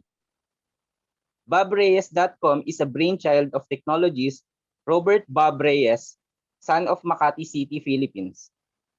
The website is a result of several web experiments related to content management systems or CMS, PHP, databases, and the eventual launch of WordPress that dates back sometimes in 2003. Please welcome our second speaker, Mr. Robert Bob Reyes. Hi, magandang umaga. Can I have a host or host access? Morning, sir. Hi, morning. Good morning, sir. Thank you for having me here. Morning po. Sir, let me allow you to be host of our Sure. Kahit co-host lang. Yes, sir. How's my audio coming there? Choppy ba hindi? Okay naman po, sir, yung audio. Okay naman po. Okay. Fine lang po, sir. Sure lang, sige. So I'm here. Okay. Hi, morning. So just to conserve on bandwidth, I'll be turning off my camera during my presentation. But later on, I'll be turning it back on. Okay. So I'm just waiting for my access. Kamusta kayo dyan? Do we have foreign students or attendees right now? O lahat nakaintindi ng Filipino? Yes, sir. Yes. Okay, cool. How's my audio? Still okay? Yes, sir. Fine. Okay. So there. Magandang umaga sa inyo lahat. Sorry for the technical snag a little while. So my name is Bob Reyes. So I'm from the Mozilla Philippines community and also tech speaker for Mozilla, the global organization. So I'm here today, this morning, to talk about Firefox Dev Tools. Okay, so thank you for inviting me. So this is my profile. So it was mentioned earlier. So I wear several hats. So for this morning, I'll be wearing my Mozilla hat. So aside from having my own business and I write for Manila Bulletin Tech News, so I also represent Mozilla here in the Philippines. Been doing that since 2011. If you're on Twitter, my Twitter is Bob Reyes. So I have two kids, Zion and Haswell. They're pretty much into tech too, but they're too young. And one of the things that people in the industry know about me is, some people call me as the Firefox guy. Why? I've been part of Mozilla since Firefox version 1. I'm not sure kung meron sa faculty ninyo that was been using Firefox since version 1. That was something like between 2002 to 2004. So ganun ka tagal na siya. Pero I was too young then. Okay? I will tell you the story later. How I became part of the organization. So as a Pinoy Mozillian, so we call ourselves as Mozillians. If you will be going to Mozilla in San Francisco, in front of our office there is this monument. We call it the Firefox Monument. So basically, it has pretty much all the names of people who have been part of building the web browser. So my name is there. I think it was mentioned in the introduction earlier. We take pride of this. Why? Mozilla is a non-profit organization. We do not have that much paid staff all over the world. Even in the Philippines, we don't have an office. Okay? So yung kung uso ngayon yung work from home, we've been doing work from home ako personally since 2014. So hindi uso sa amin yung hindi ngayon lang nauso sa amin yung work from home. It's something that we've been doing for the longest time. More than 75% of the manpower at Mozilla basically has a work from home setup even before the pandemic. So my agenda for this morning is I'll be talking about our organization, which is Mozilla, and then I'll go to the main topic, which is Firefox DevTools. So excited about it. And then we'll have a Q&A. So I'm timing myself. I know that I have 60 minutes, but I promise I will not go beyond what is allocated to me. So let's start. So what is Mozilla? So if before today you had heard about Mozilla, more often than not, people know Mozilla because of Firefox or maybe because of Dino. So this guy is Dino. We call him Dino, but he's not the dinosaur. Later I'll tell you. Okay. So the history is that we started with this. Normally in a face-to-face uh, environment, I asked the audience, who among the audience knows what this is? So now that we are not face to face, so I will assume that some of you are still starting to Google it. Some may know what this is. Some are wondering what the heck is this logo. So this is Netscape. Uh, when I started using the internet sometime 1994 and 1995, we only had internet in the Philippines in 1994, and it was rolled out as a commercial product sometime 95 to 96. So I was still in high school then, and the very first encounter that I had with internet is with this software, Netscape. So it was the very first browser that I encountered, and from that day on, if there is a computer, a machine that runs Netscape, that is the browser of choice for me. Okay, and then came something like 1998 when the company, so it's not a non-profit, it's a real company. Nung time na yon, binibenta yung browser, hindi siya libre. So for you to access the internet, you have access to websites, you need to have a browser and you need to buy. Okay? Except Microsoft, when they launched Windows 95 in 1994, yung Windows 95 may kasama ng web browser, yung Internet Explorer. You don't need to buy a web browser that time. Kasi meron na yung Internet Explorer. Pero, challenge sila ni Netscape. Kasi sabi ni Netscape, that is not fair. We are selling a browser, tapos kayo, you own the operating system, and then you are basically bundling it for free. So, what happened was they went to the U.S. Supreme Court to challenge that thing, and eventually Netscape won. To cut the long story short, as a business, you need to have funding. And one day, funding came from an investor, but this investor is lenient to Microsoft. So soon, what happened was the people at Netscape that time felt that it is not a good thing. They felt that the end is coming near, so they need to do something drastic. And that something drastic was to make the source code of Netscape, a paid product, open source. So pag in-open source mo siya, so pag in-explain ko yun sa mga hindi nakaintindi ko ng open source, para kang pumunta sa Jollibee, bumili ka ng Chicken Joy, pagbigay sa'yo ng Chicken Joy sa counter, kasama yung recipe ng Chicken Joy. So yun ang open source. Okay? So ganun ang ginawa nila. And that open sourcing was called the Mozilla Project. Okay? That was in 1998. Okay? So Mozilla.org was launched out of Netscape. So we are proud of that. We often tell people that, hey, we used to be part of Netscape or we used to be Netscape. Okay? So that is the history of Mozilla. So, yeah. So, kanina, so sabi ko, this is Dino. He's not a dinosaur, though people call him Dino, the dinosaur. But he's actually a lizard. Okay? It's a gecko. Gecko is the one running on Firefox. Now, I mentioned also that Mozilla is a non-profit. So, we are not a corporation. So, what do non-profits do? So, we have missions. And our mission is we want to build a better internet. And in building a better internet, we want to ensure that the internet itself will remain as a global public resource that is open and accessible to all. Hindi pwedeng gatekeepers, hindi pwedeng corporations lang ang masusunod sa internet. Okay? So lahat ng gumagamit ng internet, lahat tayo may-ari ng internet, and lahat tayo dapat musunod. Okay? Something to that effect. So we also want to have an internet that truly puts people first so that individuals can shape their own experiences and they can feel empowered, safe, and independent while being online. So, paano namin magagawa tong mission na to? So, kailangan namin ng products. And the best known product of Mozilla is our browser. So, si Firefox. If you're not using Firefox, it's totally okay. Okay? We just want to tell people, we just let them know that they have a choice. Okay? Hindi uso yun noong panahon ng Internet Explorer na something like pag nag-install ka ng Windows, by default, you have Internet Explorer. And meron pang time, that time, something like 94, hindi ka pwede mag-install ng kahit anong web browser. So yun yung thing noong unang panahon. So right now, you have different choices. Maraming web browser that you can install and use on your computer and even on your devices.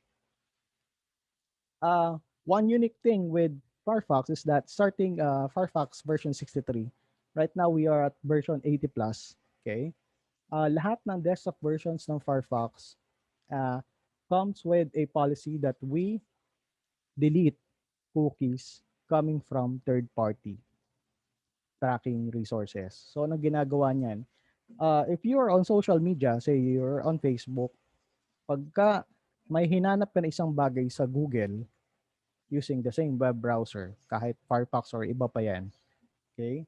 Pagbalik mo sa Facebook, mapapansin mo, lahat ng ads na ipapakita ng Facebook sa iyo, yung bagay na hinahanap mo sa Google. What does it mean? It means that your data, kung ano yung ginawa mo sa Google, ipinasa sa isang website, yung Facebook. Is that a good thing? From a business standpoint, yes, that's marketing. From the privacy standpoint, no, that's intrusion of your privacy. So alam ng different websites kung ano ang ginagawa mo sa ibang website, and that is not a good thing. Okay? So meron kaming mga ganong policy ngayon na when you go to one website and we saw that that website is using a third-party tracking resource or cookie, automatically block. Pero, syempre, mauutak yung mga yan. So when they know that something is being blocked by the browser, they keep on updating. They keep on updating. Until recently, that we saw that there is what we call now as super cookies. Yung cookie, if you are not aware, usually temporary lang yan. May lifespan yan. Isang araw, 2 araw. Kasi yung mga cookies useful sila. So saan sila useful, 'di ba? When you log in to one website, say your email, pagka pinatay mo yung computer, the following day you open your computer, naka-login ka pa rin. Why? It's because of a cookie. Okay? Pero yun nga, nagagamit siya ng mga marketers ng mga ibang websites para i-track kung sino ba yung user nila, taga saan sila, etc. And what's worse, pwede rin siyang gamitin ng mga hackers. Ibang hackers, ginagamit yung cookie para magkaroon ng access sa iba't ibang system. So, yun yung storya doon. Yung super cookies, ito yung mga cookie na hindi nabubura. Permanently na sa computer nyo. Meron ng mga ganun ngayon.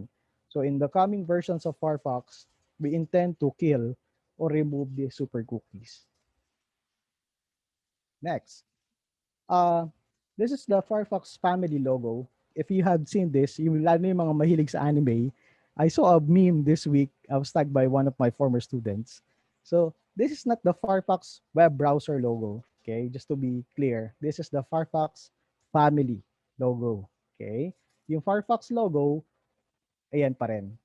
May Fox pa rin. So that's the browser. Okay, so itong bilog, this is the Firefox family.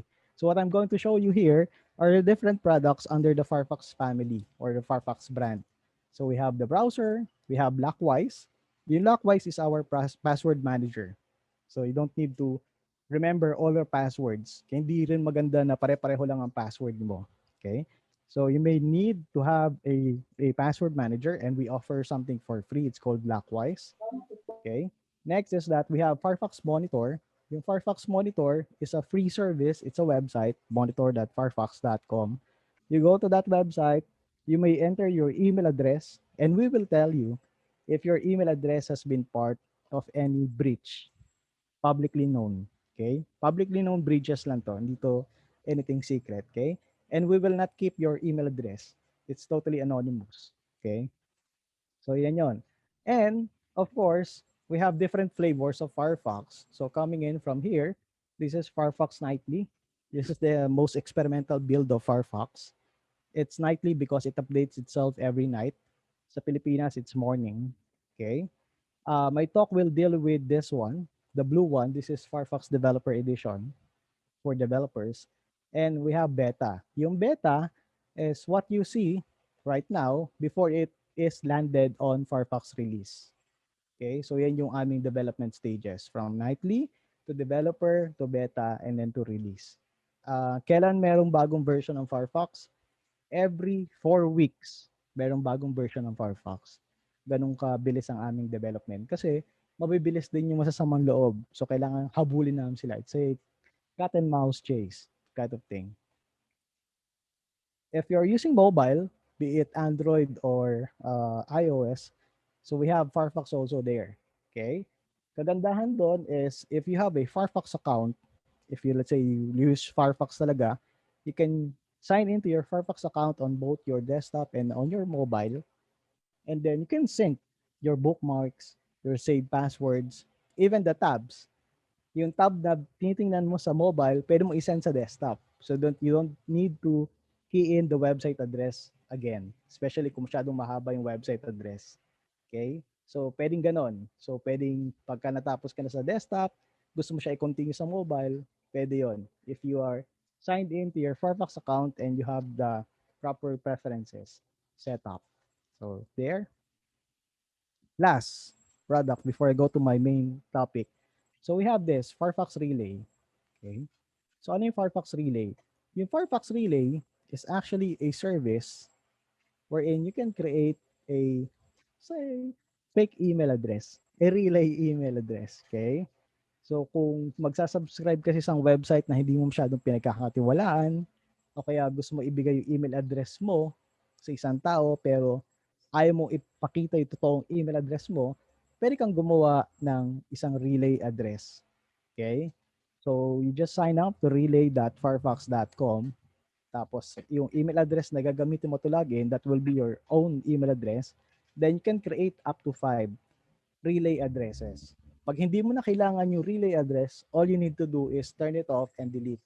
So pag may nagpadala ng email doon, hindi niya mapapadala yun, hindi mo rin matatanggap. So without affecting your real email address. So you don't need to give away your real email address. Okay? So it's some sort of protection. So relay.firefox.com. Yeah. Okay. So there. So that's basically what Firefox is. We've been doing a lot of things in the Philippines. We've been here for around 11 years. Okay. And then just a quick survey. Okay. This is related to my talk today. So if you are online, which I assume you are, okay, just go to menti.com and then key in the keyword, the code 6836978. So go to menti.com, key in the code 6836978, or you can scan the QR code here. So isa lang ang tanong ko, do you know or had heard about Firefox DevTools before today? Okay, so do you know or had heard about Firefox DevTools before today? So I'll be giving you say 2 minutes to do that. So go to menti.com and then the code is 6836978. Let's see. I'm going near there. Okay, so the code is 6836978 at menti.com.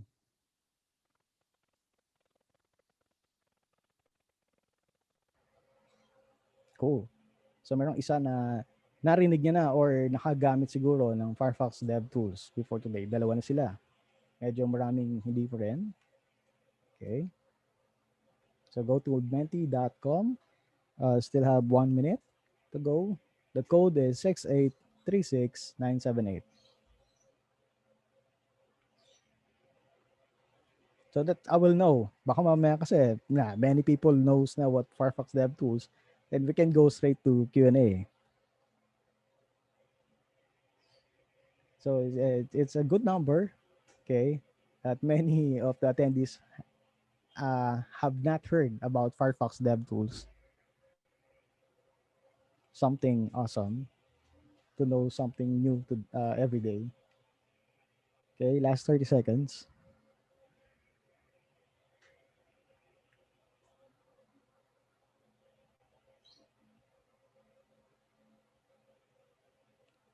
Last 15 seconds.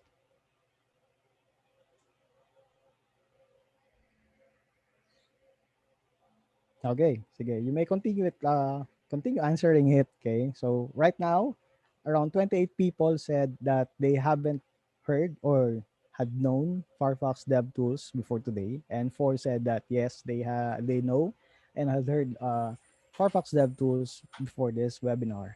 Okay, so going back to my presentation. Ano ba yung Firefox DevTools na yan? So again, this logo represents Firefox Developer Edition. So you can download all 4 editions of Firefox, yung nightly, yung developer, yung beta, and yung release, yung current release, stable release, and use them all at the same time in one computer. Pwede yun. Okay? So yung Firefox DevTools or developer tools is actually a set of web developer tools that is built into Firefox. You don't need to install anything additional.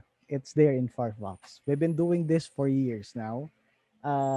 Of course, not many people know if you are not a developer that is there in Firefox, pero it is something nice to know. Okay? So, ano bang pwedeng gamitin? Saan mo siya pwedeng gamitin, yung Firefox DevTools?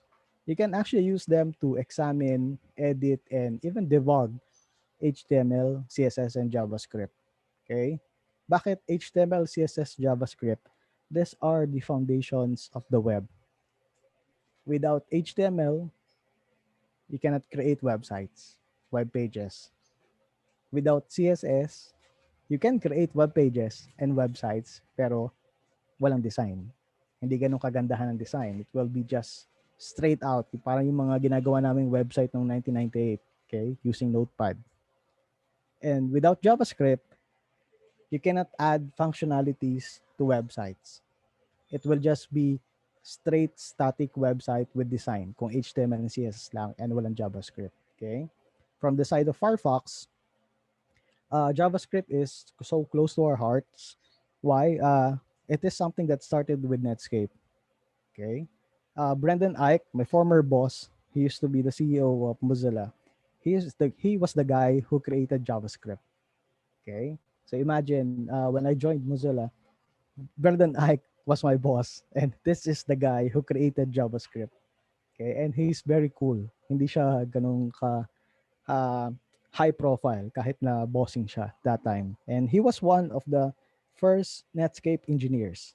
So he wanted to create something as powerful as C++, pero as lightweight as HTML. Eventually, he created ECMAScript and naging tinawag na JavaScript panglaban daw sa Java. Pero he hate that thing.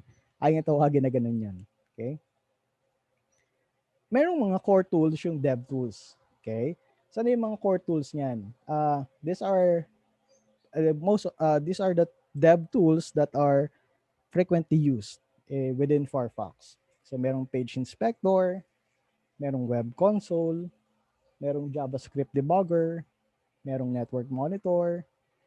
Of course, we have the performance tools, responsive design view, and accessibility inspector plus application panel. Okay, so I'll be going there one by one. Sorry. Okay. So ito muna, yung page inspector. So yung page inspector will allow you to view and edit the page content and layout of any website. You may also visualize the many aspects of the web page, including box models, animations, and grid layouts. Okay, so I'll be going out here. I'll be killing this one. Okay, so this is Google. I'm using Firefox Developer Edition. Can you see it? Okay. Kita ba yung screen ko right now? Yes po. Yes, sir. Okay, cool.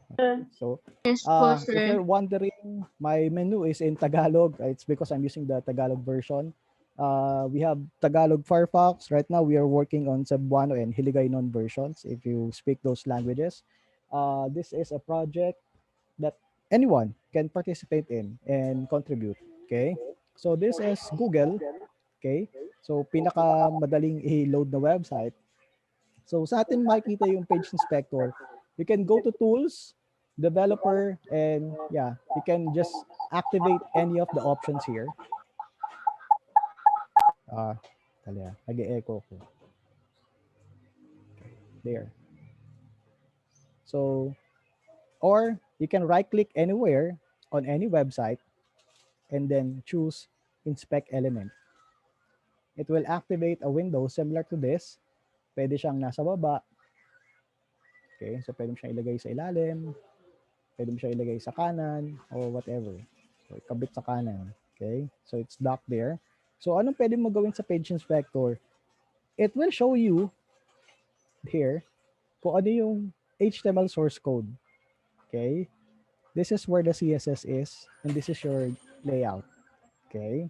So when you hover on any line of code, sasabihin niya kung anong part yon doon sa web page na nasa kaliwa. Okay? Or pwedeng vice versa. You can right-click on any part doon sa web page, inspect element, and pupuntahan niya yung code kung nasaan yung ni-right-click mo to inspect. Okay? That is page inspector. So, anong pwedeng gawin mo dyan? This can be used as a learning tool. Okay? Makita mo ang daming code. Simple website ng Google pero napakaraming code. So, makita mo doon na, oh, this is an input box na ang value niya is I'm feeling lucky. So, if you want to change it, say you want to experiment, ako ay swerte. Okay? You will notice nagbago yung sa web page. Okay? Pero don't you worry, this is not live. Okay? I'm not hacking on any server. This is just a local copy of that website that I'm accessing on my computer. Okay? So pag pumunta ka sa google.com ngayon, di mo makikita na Tagalog siya. Okay? So palitan natin yung Google search, inspect element, it goes there. So Google search, palitan natin ng hanapin sa Google. So there. So if you do not know na ito yung code para doon, so pwede mo siyang hanapin doon sa buong source code ng web page na yun. Pero the fastest way is you can right-click on any element within that web page and then just click on inspect element. Okay? Pati CSS, gusto mong baguhin. So like say yung background color, gusto mo siyang palitan ng black.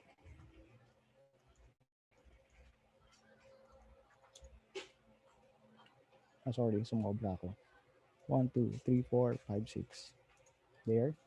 So yun, naging black na yung kulay ng mga buttons, okay, etc. So pwede mo siyang paglaruan. So don't you worry. So when I close this, refresh that website, it will still go back to the original one. Okay? So yun yung page inspector. So those are some of the cool things that you can do with the page inspector. Next, we also have a web console built into Firefox. So ano ginagawa ng web console? So web console, makikita mo yung mga log messages na isang web page. Pati in JavaScript kung meron. Okay?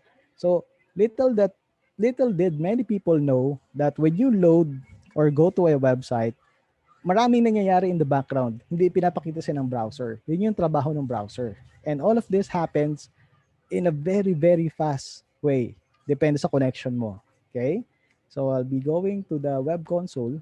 So again, so here, so browser console. Okay? So this is the browser. Hold on. Palit yan. Okay? So can you see my screen? I have two windows here. So I'll be refreshing google.com. And you will see it is logging what is happening, okay, in the background while I reload google.com. So merong mga errors sa JavaScript. Maybe those are the things that it's blocked on my system. Okay? Merong mga nag-load, merong get, merong post, etc. Okay? So pwede kong i-filter out yan na ipapakita niya lang ay mga error. Okay? I can turn off everything there. So error lang. Pwedeng mga warnings lang. Okay? Pwedeng mga logs lang, etc. Okay? So including info, etc. So yung mga requests, these are the requests that is being sent back and forth from my computer to the Google server so that I will be able to see the website. Okay? So yun yung ginagawa ng browser console, okay? Or ng web console. So saan siya magiging useful? Okay? So useful siya para sa pagka gusto mo malaman kung anong elements ng isang website ang hindi naglo-load. So para makita mo kung lahat ba ng gamit ay lahat ng ginagamit mo sa website is na doon.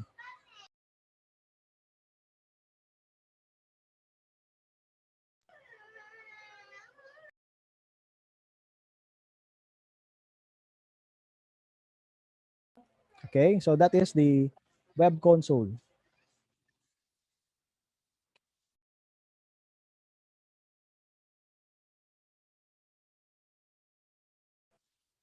The next one that we have is the JavaScript debugger. So what does the JavaScript debugger do?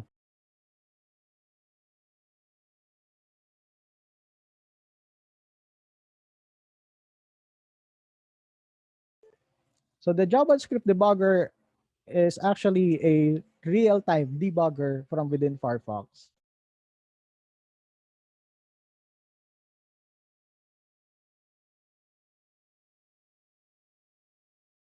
So it allows you to stop, step through, examine, and modify the JavaScript running on any page.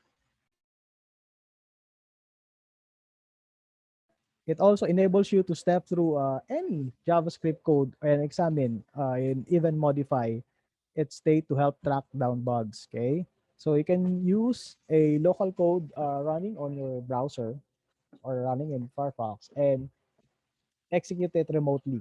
Okay, saan remotely? Example, if you want to test it on an Android device, pwede yun. Pwede mo gamitin yung JavaScript debugger. So this is how it works. Okay, so walang audio tong video na ito. It's just a demonstration. So when we go to depends on this is a Mac. Okay, so there's a debugger. So it will show you a page similar to the inspector that I demoed earlier.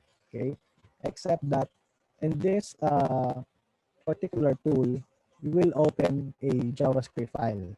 Okay, so what if you are not aware of a JavaScript file? So it's basically a JavaScript saved as a text file. Okay, so you can attach it to any website. You can basically copy and paste that code and insert it into HTML pages, etc. Okay, so you don't need to go out of Firefox to use this tool. Okay, so dati, if you are doing JavaScript, so basically you have a notepad or a text editor with you, you do your code there, save it, and then go back to the browser, open it to test it. Right now, the fastest way to do that is using the JavaScript debugger built into Firefox. You don't need to go out, okay? And everything that you do in the debugger can automatically be shown on the web page. Okay? Ganun kabilis. Okay? So if for teachers, if you want to test, uh, if you want to teach JavaScript, so this is one of the options that we have now.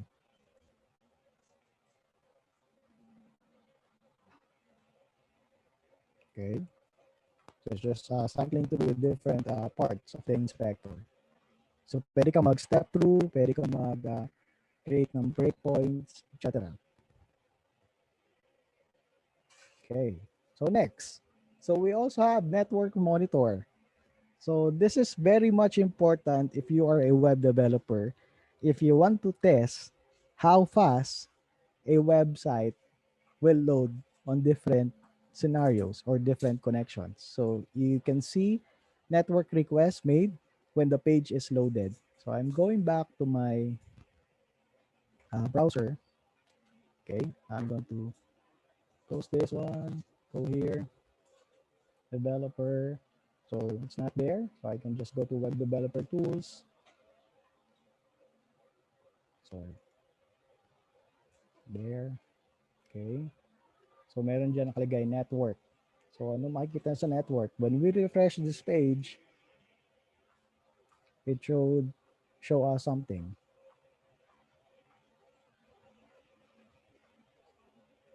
There. Okay. Palakihin natin yung ating network monitor. There. So it tells me how fast, okay, and how much data are being loaded in this particular web page. Okay. So meron siyang medyo lag kasi I'm remotely connected. Okay. And presenting something to you. So it will give you an idea kung mabilis ba. Okay? So it's in milliseconds. Pag medyo mga bandang thousands of milliseconds na yan, medyo kabahan ka na kung lahat ng elements ng web page po, thousands of milliseconds yung loading. So ibig sabihin, medyo mabagal yung pag-load ng web page. Okay? So pwede mo i-filter, ano ba yung mabagal mag-load? HTML lang ba? CSS? JavaScript? Or any component? Okay? So pwedeng lahat. Okay? Yeah, take note, I'm using Tagalog Firefox. So that's why this is some of the elements in the interface are in Tagalog. Okay? So when you hover, it will show you. Ito yan. Okay? So it takes 371 milliseconds for this image to load. Okay? So this one is, yeah, it's the image request script. So it takes something like more than 1,400 milliseconds to load. So etc. Okay? So again, so when we refresh, sabihin niya, yung mga pula, those are errors. Okay? So those are errors. It may be something that was not fetched properly by the browser or by your connection. Okay. Bakit? It may be filtered out by your connection, or if you have a firewall, those kinds of things. Okay. So that is the network monitor. Next, we have performance tools. So ano ginagawa ng performance tools? It allows you to analyze your site's responsiveness, in general responsiveness. It can also analyze your JavaScript and layout performance. Okay. So paano siya gumagana? So going back here, okay, so this is the performance tool. So this is my website again, it's Google. So simulan natin ang pag-record. Okay, so I will refresh this and it will give me an idea if my website is faring properly. Okay, if it is loading properly on many scenarios. Okay, so let's see. So there. So makita mo kung ilang FPS yung maximum. So it shows you there, 60 FPS.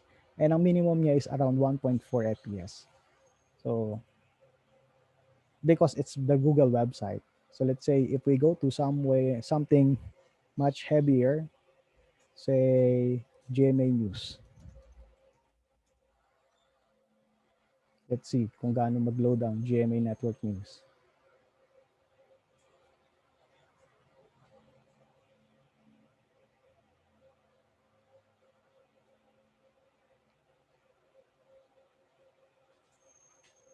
So it says that buffering is already full. Okay. Between 1.35 FPS and 60 FPS at medyo malayo.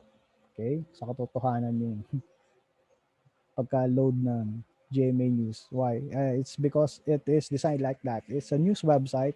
It loads so much things. Okay? Tingnan natin sa network monitor. Okay, I just have to stop this.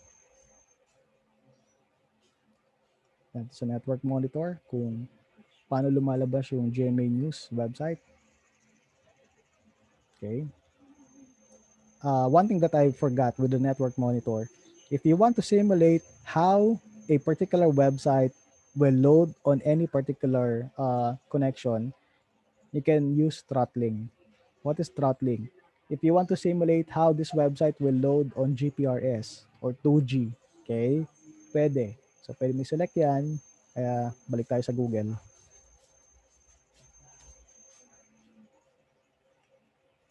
This is how Google will load on GPRS. Ganun kabagal. Okay? You will see umaabot ng 6,000 milliseconds. Okay? For the entire website. Okay? It's because it is GPRS. Pero pagka ginamit ko yung actual connection ko right now, so umabot ng 6,000 sa GPRS. With my actual connection right now, it's pretty fast. Okay? So yun. So pwede mong paglaruan.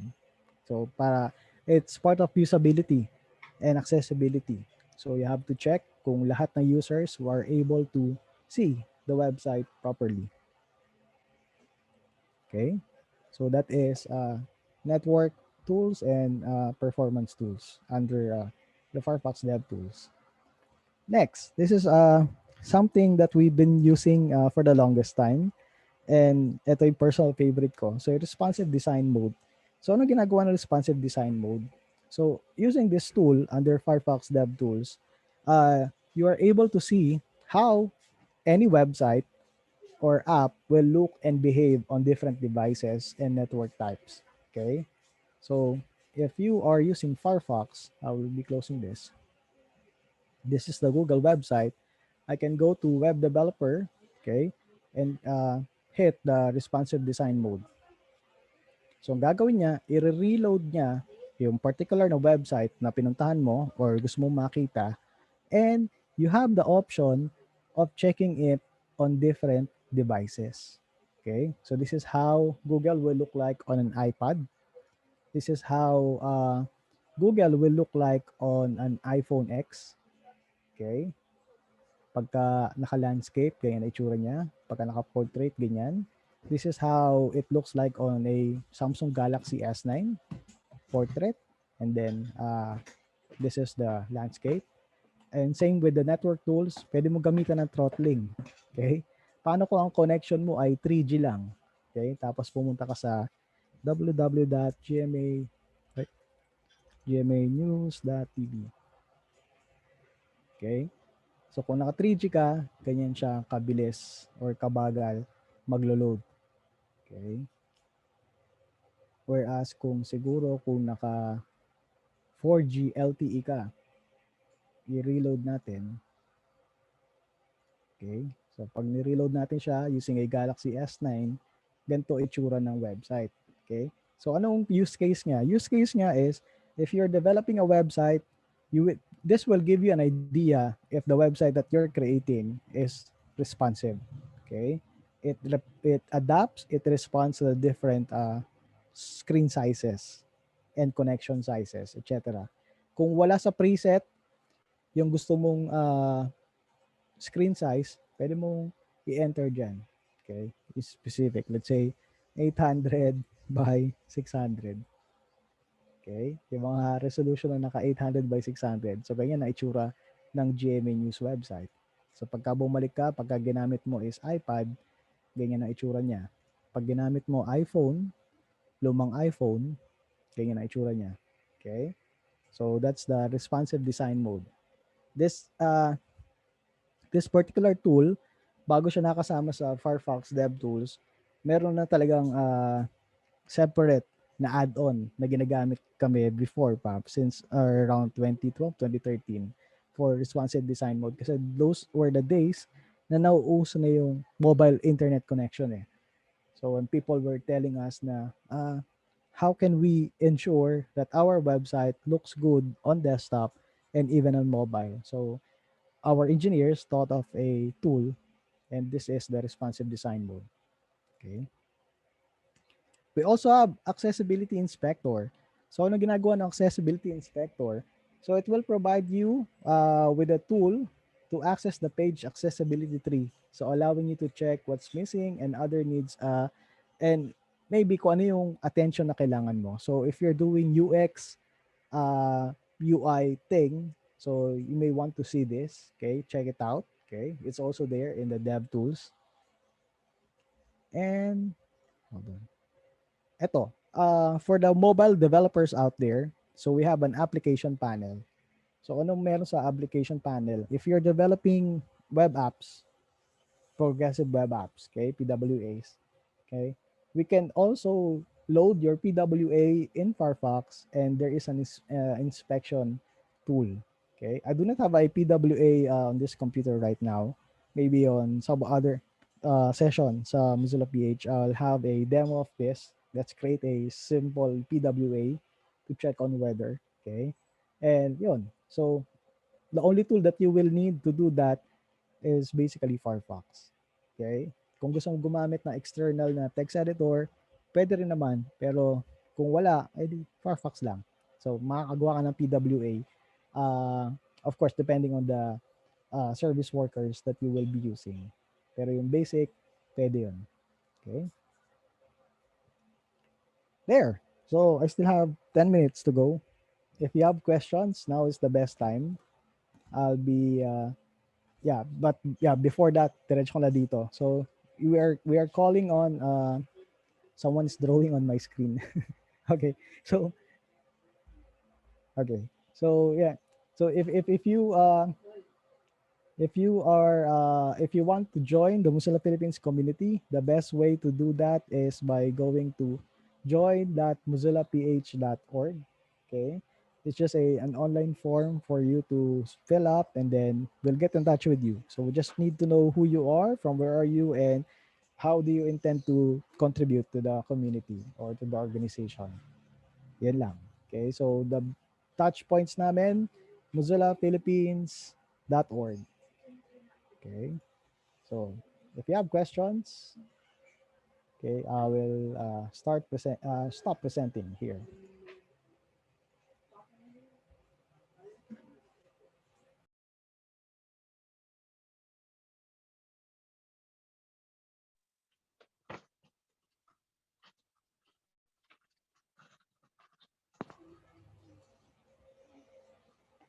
Malinaw ba or still, ngayon ko nakita, sorry, ngayon ko nakita sa chat that I tend to be choppy a little while.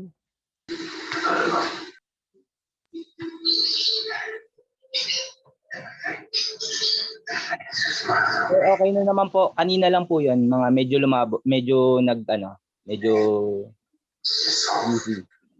Okay. So there. Do I have any questions about Mozilla, about Firefox, about DevTools? Now is the right time. Kahit anong tanong, wag lang math.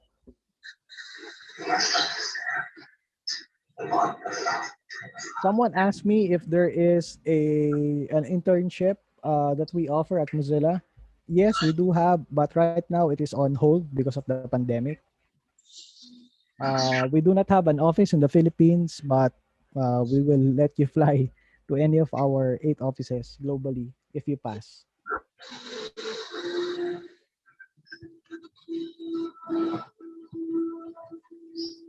Third question. Go. Pwede po ba namin ma-access yung applications nyo ng libre? What do you mean na ma-access? Halimbawa po, para pong mga Microsoft kasi, na-access lang po yung Microsoft Office applications po nila kapag online. Yung sa inyo po kaya? Okay. So one is, lahat ng products namin, except for the VPN, lahat is libre. So all you need to do, let's say, to use Firefox DevTools, it's built into Firefox. So all you need to do is download Firefox. Any browser that you may use right now, just go to firefox.com. It will give you the link to download Firefox. And yung mga diniscuss ko, naka-built in na sila doon.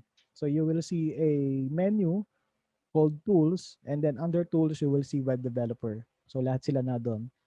As a non-profit, we don't charge for for the services that we offer our browser users. So currently, ang talagang commercial product na nilaunch namin is the VPN. Of course, hindi naman siya pwede ibigay na libre. It's a service. It entails cost kaya hindi siya libre. Sir, second question po. Go. Sir, yung ino-offer niyo po ba na internship po, kung sakali po ba yun, sir, may included po ba na sponsorship? Halimbawa po, allowances, accommodations? Oh yes, since it's not happening in the Philippines, so it's outside. So we have offices in California, in Canada, in UK, in France, in Japan, in Taipei, in New Zealand, and Germany. Okay? So depending kung ano yung team. So ganito mangyayari doon. You need to apply for a particular position. It's not a general internship. So you need to apply for a particular position that accepts internship. Of course, you will have to go through an exam, series of interviews. If you get accepted, then we will take care of everything.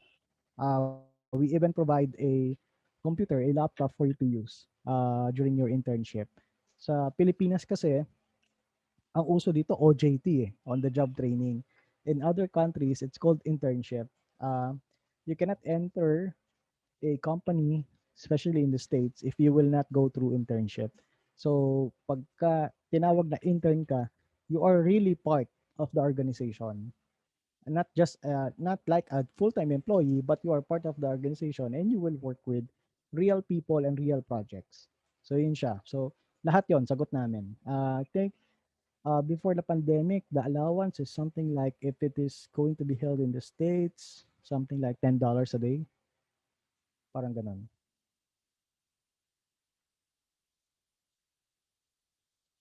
Nasagot ko ba yung tanong? Opo, sir. Salamat Okay, po. yun. So, marami kasi ano yan eh. Before we halted the accepting interns, meron mga interns for web development, for programming, may interns pa kami for social media, may interns din on public policy, etc. So, depende sa position na kailangan ng mga team. And doon din madedetermine kung saan gagawin yung internship. Kasi kalat-kalat yung teams namin. Sir, good morning. May tanong din po ako. Sure, go ahead po. Regarding po sa application ng Mozilla o ng Firefox, ano po yung possible na cause ng pagkakaroon ng crash o yung nagka-crash yung application na yun? Yung application na yun. Okay, so maraming salamat. From our side at Mozilla, we before we release a version, it goes through a series of QA, quality assessment, okay, quality control, o kung ganun tatawagin mo, before we launch it. Of course, it is something made by people, so hindi maalis na magkaroon ng bug from time to time, pero not to an extent na magka-crash yung application pagdating sa end user. Pagka sinabi namin stable release yan, it should be stable. Common times is nagka-crash yung application, it is because of the system, the operating system that is being used by the end user. So let's say you are using Windows, hindi natin masabi baka merong virus yung computer, merong malware, yung mga malware saka viruses recently mauutak na sila. Ang unang-unang kinakapitan nila yung mga web browser. Bakit? Kasi alam nila na ang gagamitin mo panglinis sa computer is something na nasa internet. So pagka yung browser sinira niya, palagi nagka-crash, there's no way for you to clean your computer kung wala ka naka-install na antivirus. So yun, that is one of the things na nakikita namin kung bakit malimit nagka-crash yung Firefox in particular operating systems. It's basically dun sa system na ginagamit ng end user. Pero I can assure you from the side ng Firefox mismo as an application, before we release it, it is 99% stable. Yung 1% na there's a chance, syempre, di natin maalis yun. Wala namang 100%. Did I answer your question correctly? Yes, sir. Thank you. Maraming salamat po. Isa pa po, sir. Regarding po sa mga updates po, recommended po ba talaga na once na merong updates ang inyong system, ang inyong application, kailangan ba talagang i-update ni end user po yung kwan? Okay. So coming in from the security standpoint, once there is an update from a vendor or the software manufacturer, dapat talaga kunin natin yun or i-apply kagad natin. So if you're using Firefox, so let's say ngayon mo lang install yung Firefox, by default, it does what we call as silent updates. It updates itself on the background. Okay? Kung may kailangan na i-reboot yung computer, magpa-prompt siya. Pero normally, it updates itself silently. Okay? So, minsan di mo nga alam na, uy, bago na pala yung version ng Firefox ko kasi in-update niya na. So, nangyayari is, habang ginagamit mo yung Firefox, just not sure sa ibang software, pero I'm talking to you as someone from Mozilla. So, Firefox, ina-update na namin yan kahit ginagamit mo. So, pag pinatay mo yung computer mo, the following day, binuhay mo siya, binuksan mo yung Firefox, makikita mo, nag-update siya to the latest version. Naka-download na kasi yung update, nasa computer mo na. So, ganun ang ginagawa namin to ensure that users will always have the latest version running on their devices. Okay, sir. Thank you. Salamat po. If you're using Firefox for Android, depende sa settings ng device mo eh. So it's best that something like every morning you go to the Play Store if you're using Android and then check if there are any updates available. If you're using iOS, check on the App Store in your phone or device and then check if there are updates. So mga once a day, check mo kung hindi naka-auto-update yung applications.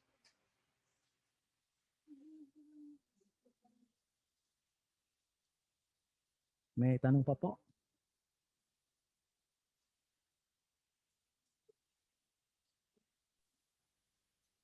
Sir, question po. Go. Pagdating po sa mga browsers po, kasi di po ba pa iba-iba po 'yan. Marami pong klase ng pwede ka mag-browse ng sites po.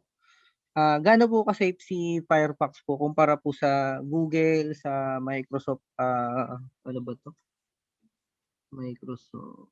Yung browser po ni Microsoft, parang mga gano'n po. Edge, Microsoft Edge. Microsoft Edge po. Okay. So compared to other browsers, one is how can we ensure na safe browsing yung experience? First thing is that of all the browser manufacturers, kami lang yung non-profit. Hindi kami korporasyon, hindi kami negosyo. So that is one. Second is that when we design software, the first module that we have is called privacy. So anything that we do is built on top of privacy. So that is the second thing. So we are a nonprofit. We are a privacy uh, um, protector. We are privacy promoting organization. Third is that it also depends kung do sa end users. Okay? Lagi namin sinasabi, you don't go to websites that you do not know. Okay?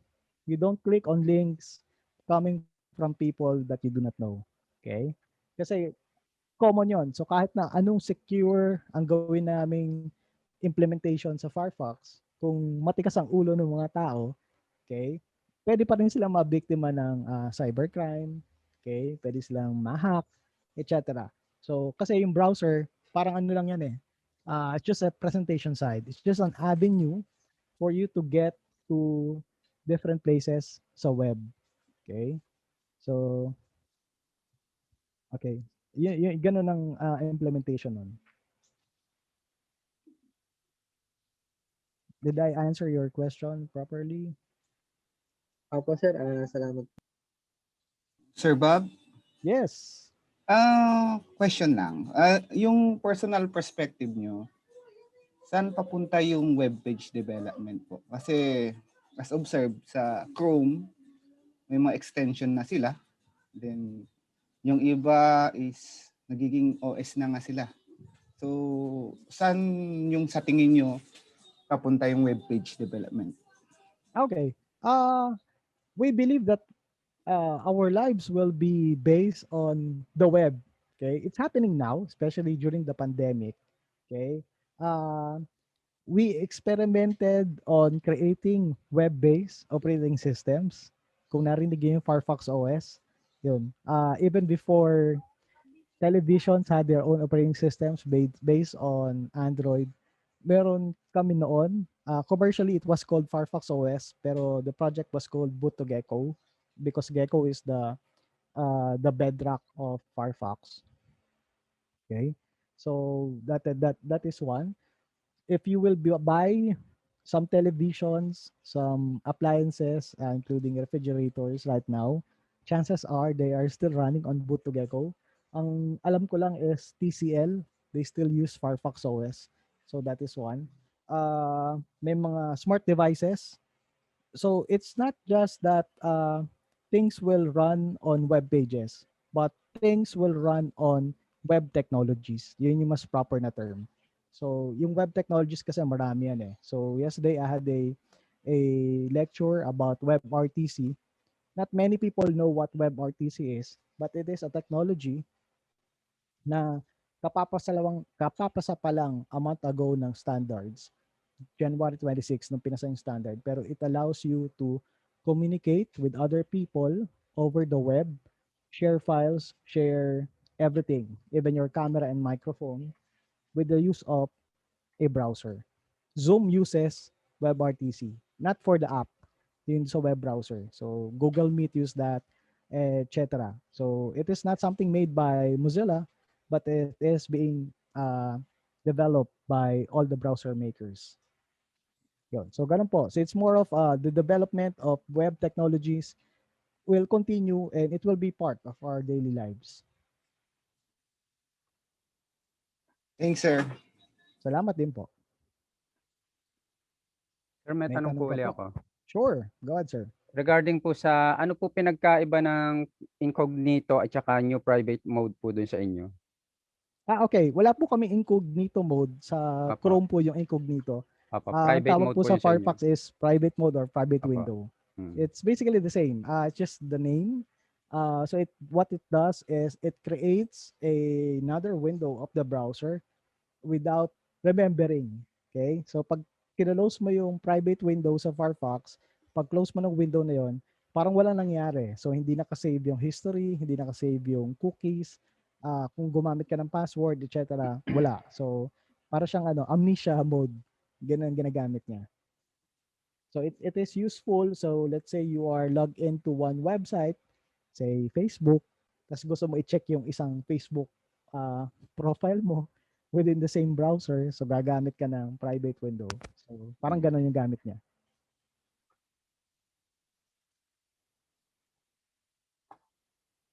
Okay ba yun, sir? Kasi po sir, dati po nag-new private window ako, pero nakikita ko pa rin siya sa history. Unlike dun sa Google na kapag naka-incognito ka, sa history po hindi mo siya makikita. Hindi naka-enable yung history do sa Google. Unlike doon sa Firefox, naka-highlight o naka-enable po yung history. Ganito po yun, Kaya sir. po natanong ko. Oo. So while you are using the private window, it will show in the history. Pero once you close the private window, buburahin niya po lahat yung traces niya kasi. Okay. Doon Opo. lamang. So Kapag maybe you are active pa checking it, lang. opo, while you are on the window, makikita mo talaga siya. Pero Okay, sige. once you close it, it should not. Kung mangyayari sa inyo na kinlose mo na yung window na private window, tapos nasa history pa rin siya, you let me know. Maybe you discover the bug. Sinusubukan ko nga po ngayon eh. Opo. So ganun po siya. It will not remember after you close the window. Pero while you are accessing it, of course, kasi it's totally a new capsule of that window eh. So kung gusto mo siyang balikan, lalabas pa rin siya sa history while that window is still open. Still open. Pero once you closed it, mawawala na siya dapat. Unless binookmark mo siya. So ganun ang nun. Okay, thank you. Opo. It also works with Firefox for Android. Yung Firefox for iOS kasi medyo ibang mundo yung iOS eh. So it has that same feature pero what we recommend for iOS users is Firefox Focus. Kahit si Apple, ang tawag nila sa Firefox Focus is the most private and secure web browser for iOS. Naitanong pa po.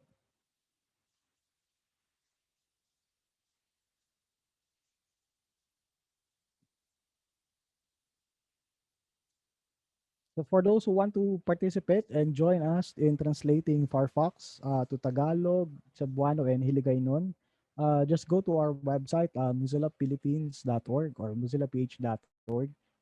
We have a blog post there with instructions on how to participate. So we are translating all our products with the help of users. Hindi computer ang ginagamit namin na mag-auto-translate kasi medyo corny minsan yun eh. Pagka translate computer lang.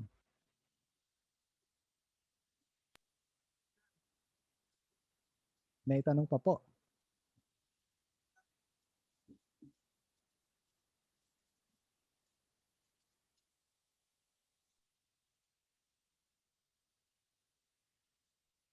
There, Roger, siguro wala nang tanong. Handing over the mic to you. Yes, sir. So thank you, sir, no? So thank you for sharing your valuable insights. Maraming and salamat din knowledge, for Mr. having me. Robert. Yes, sir. Maraming salamat din for having me sa uulitin. Thank you po.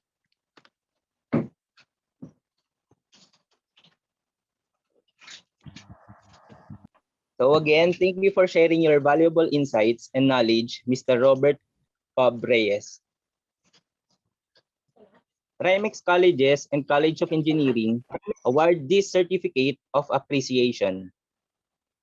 This certification is hereby presented to Robert Reyes in recognition for his valuable insights and knowledge imparted to the students of Trimex Colleges during the webinar entitled Firefox Development Tools, with the theme Championing Professionals in the New Normal, the World of Computer Engineering. Given this date, 28th day of February 2021 via Zoom. Signed by Ms. Rocher Ande Guzman Reyes, SCOPES President, Engineer Kirben R. De Mesa, our Engineering Department Head, and Mr. Rito A. Camigla Jr., our Vice President for Academic Affairs and Student Services. Maraming salamat for having me sa uulitin po. Okay, thank you po, sir. Thank you po, Sir Bob. Thank you, sir. Thank you po. Thank you, sir. Thank you po, sir.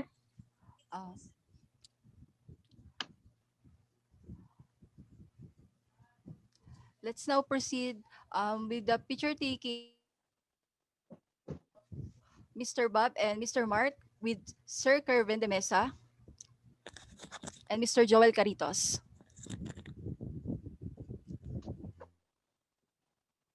Kindly open your cam na lang po. Thank you. Before we start the games and raffles, our Engineering Department Head, Engineer Kirben R. De Mesa, will have a short message to us. Okay, so good afternoon. Good morning still. It should be 11:28. Can you hear me clearly? Yes, sir. Yes, sir. Yes, sir. Thank you Morning, so sir. much for all of our resource speakers, to all the participants, and of course to the management of the Trimex colleges. I am actually giving this message to thank all of you for participating in this particular event. May have this event meaningful and informative to all of us that can be useful sooner or later, specifically for our professions. So I'm also imparting to all of you that despite the pandemic, I hope that we're still doing fine and we keep on progressing. And I know that we can overcome those challenges that we actually ahead, or actually be the different challenges in our lives, despite of this particular scenario is concerned. Hoping that you gain something new for the skills, for the knowledge about these particular seminars. And we will hope that you'll be also participating, supporting us with the next succeeding webinars that we go actually plan ahead for all of you. So thank you very much. And once again, mag-ingat po tayo palagi and God bless us all.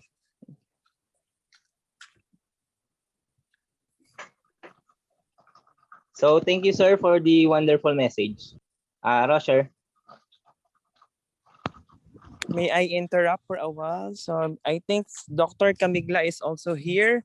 Maybe he can give some message to all of us too, if in case. Okay po, sir. If he is not busy, if not, it's okay also. So good afternoon, guys. No, this is Joel again. Kaka-PM lang nag-message sa si Sir Camigla at he's on ongoing thesis defense. So hindi sad to say pero hindi siya makakapag-give ng message sa atin ngayon. Pero nag-message siya na na congratulations daw sa ating lahat at na i-execute natin ng maayos itong webinar na ito. Thank you. So may I speak with on behalf of the Vice President for Academics, if in case. So on behalf of the Vice President of Academics, Dr. Rito Camigla, representing him. So also the management of Trimex is also very thankful for all of you for keep on supporting us in this particular webinars. throughout the session. You stay here for longer, and we hope that we see each other soon in the next succeeding webinars that actually the College of Engineering prepared for. So hope your digital certificate also will be sent to your respected email that you have registered to it. So thank you so much. And of course, we wish you a very healthy lifestyle for this year. And of course, take care always, and God bless us all. Thank you so much, and have a great day to all.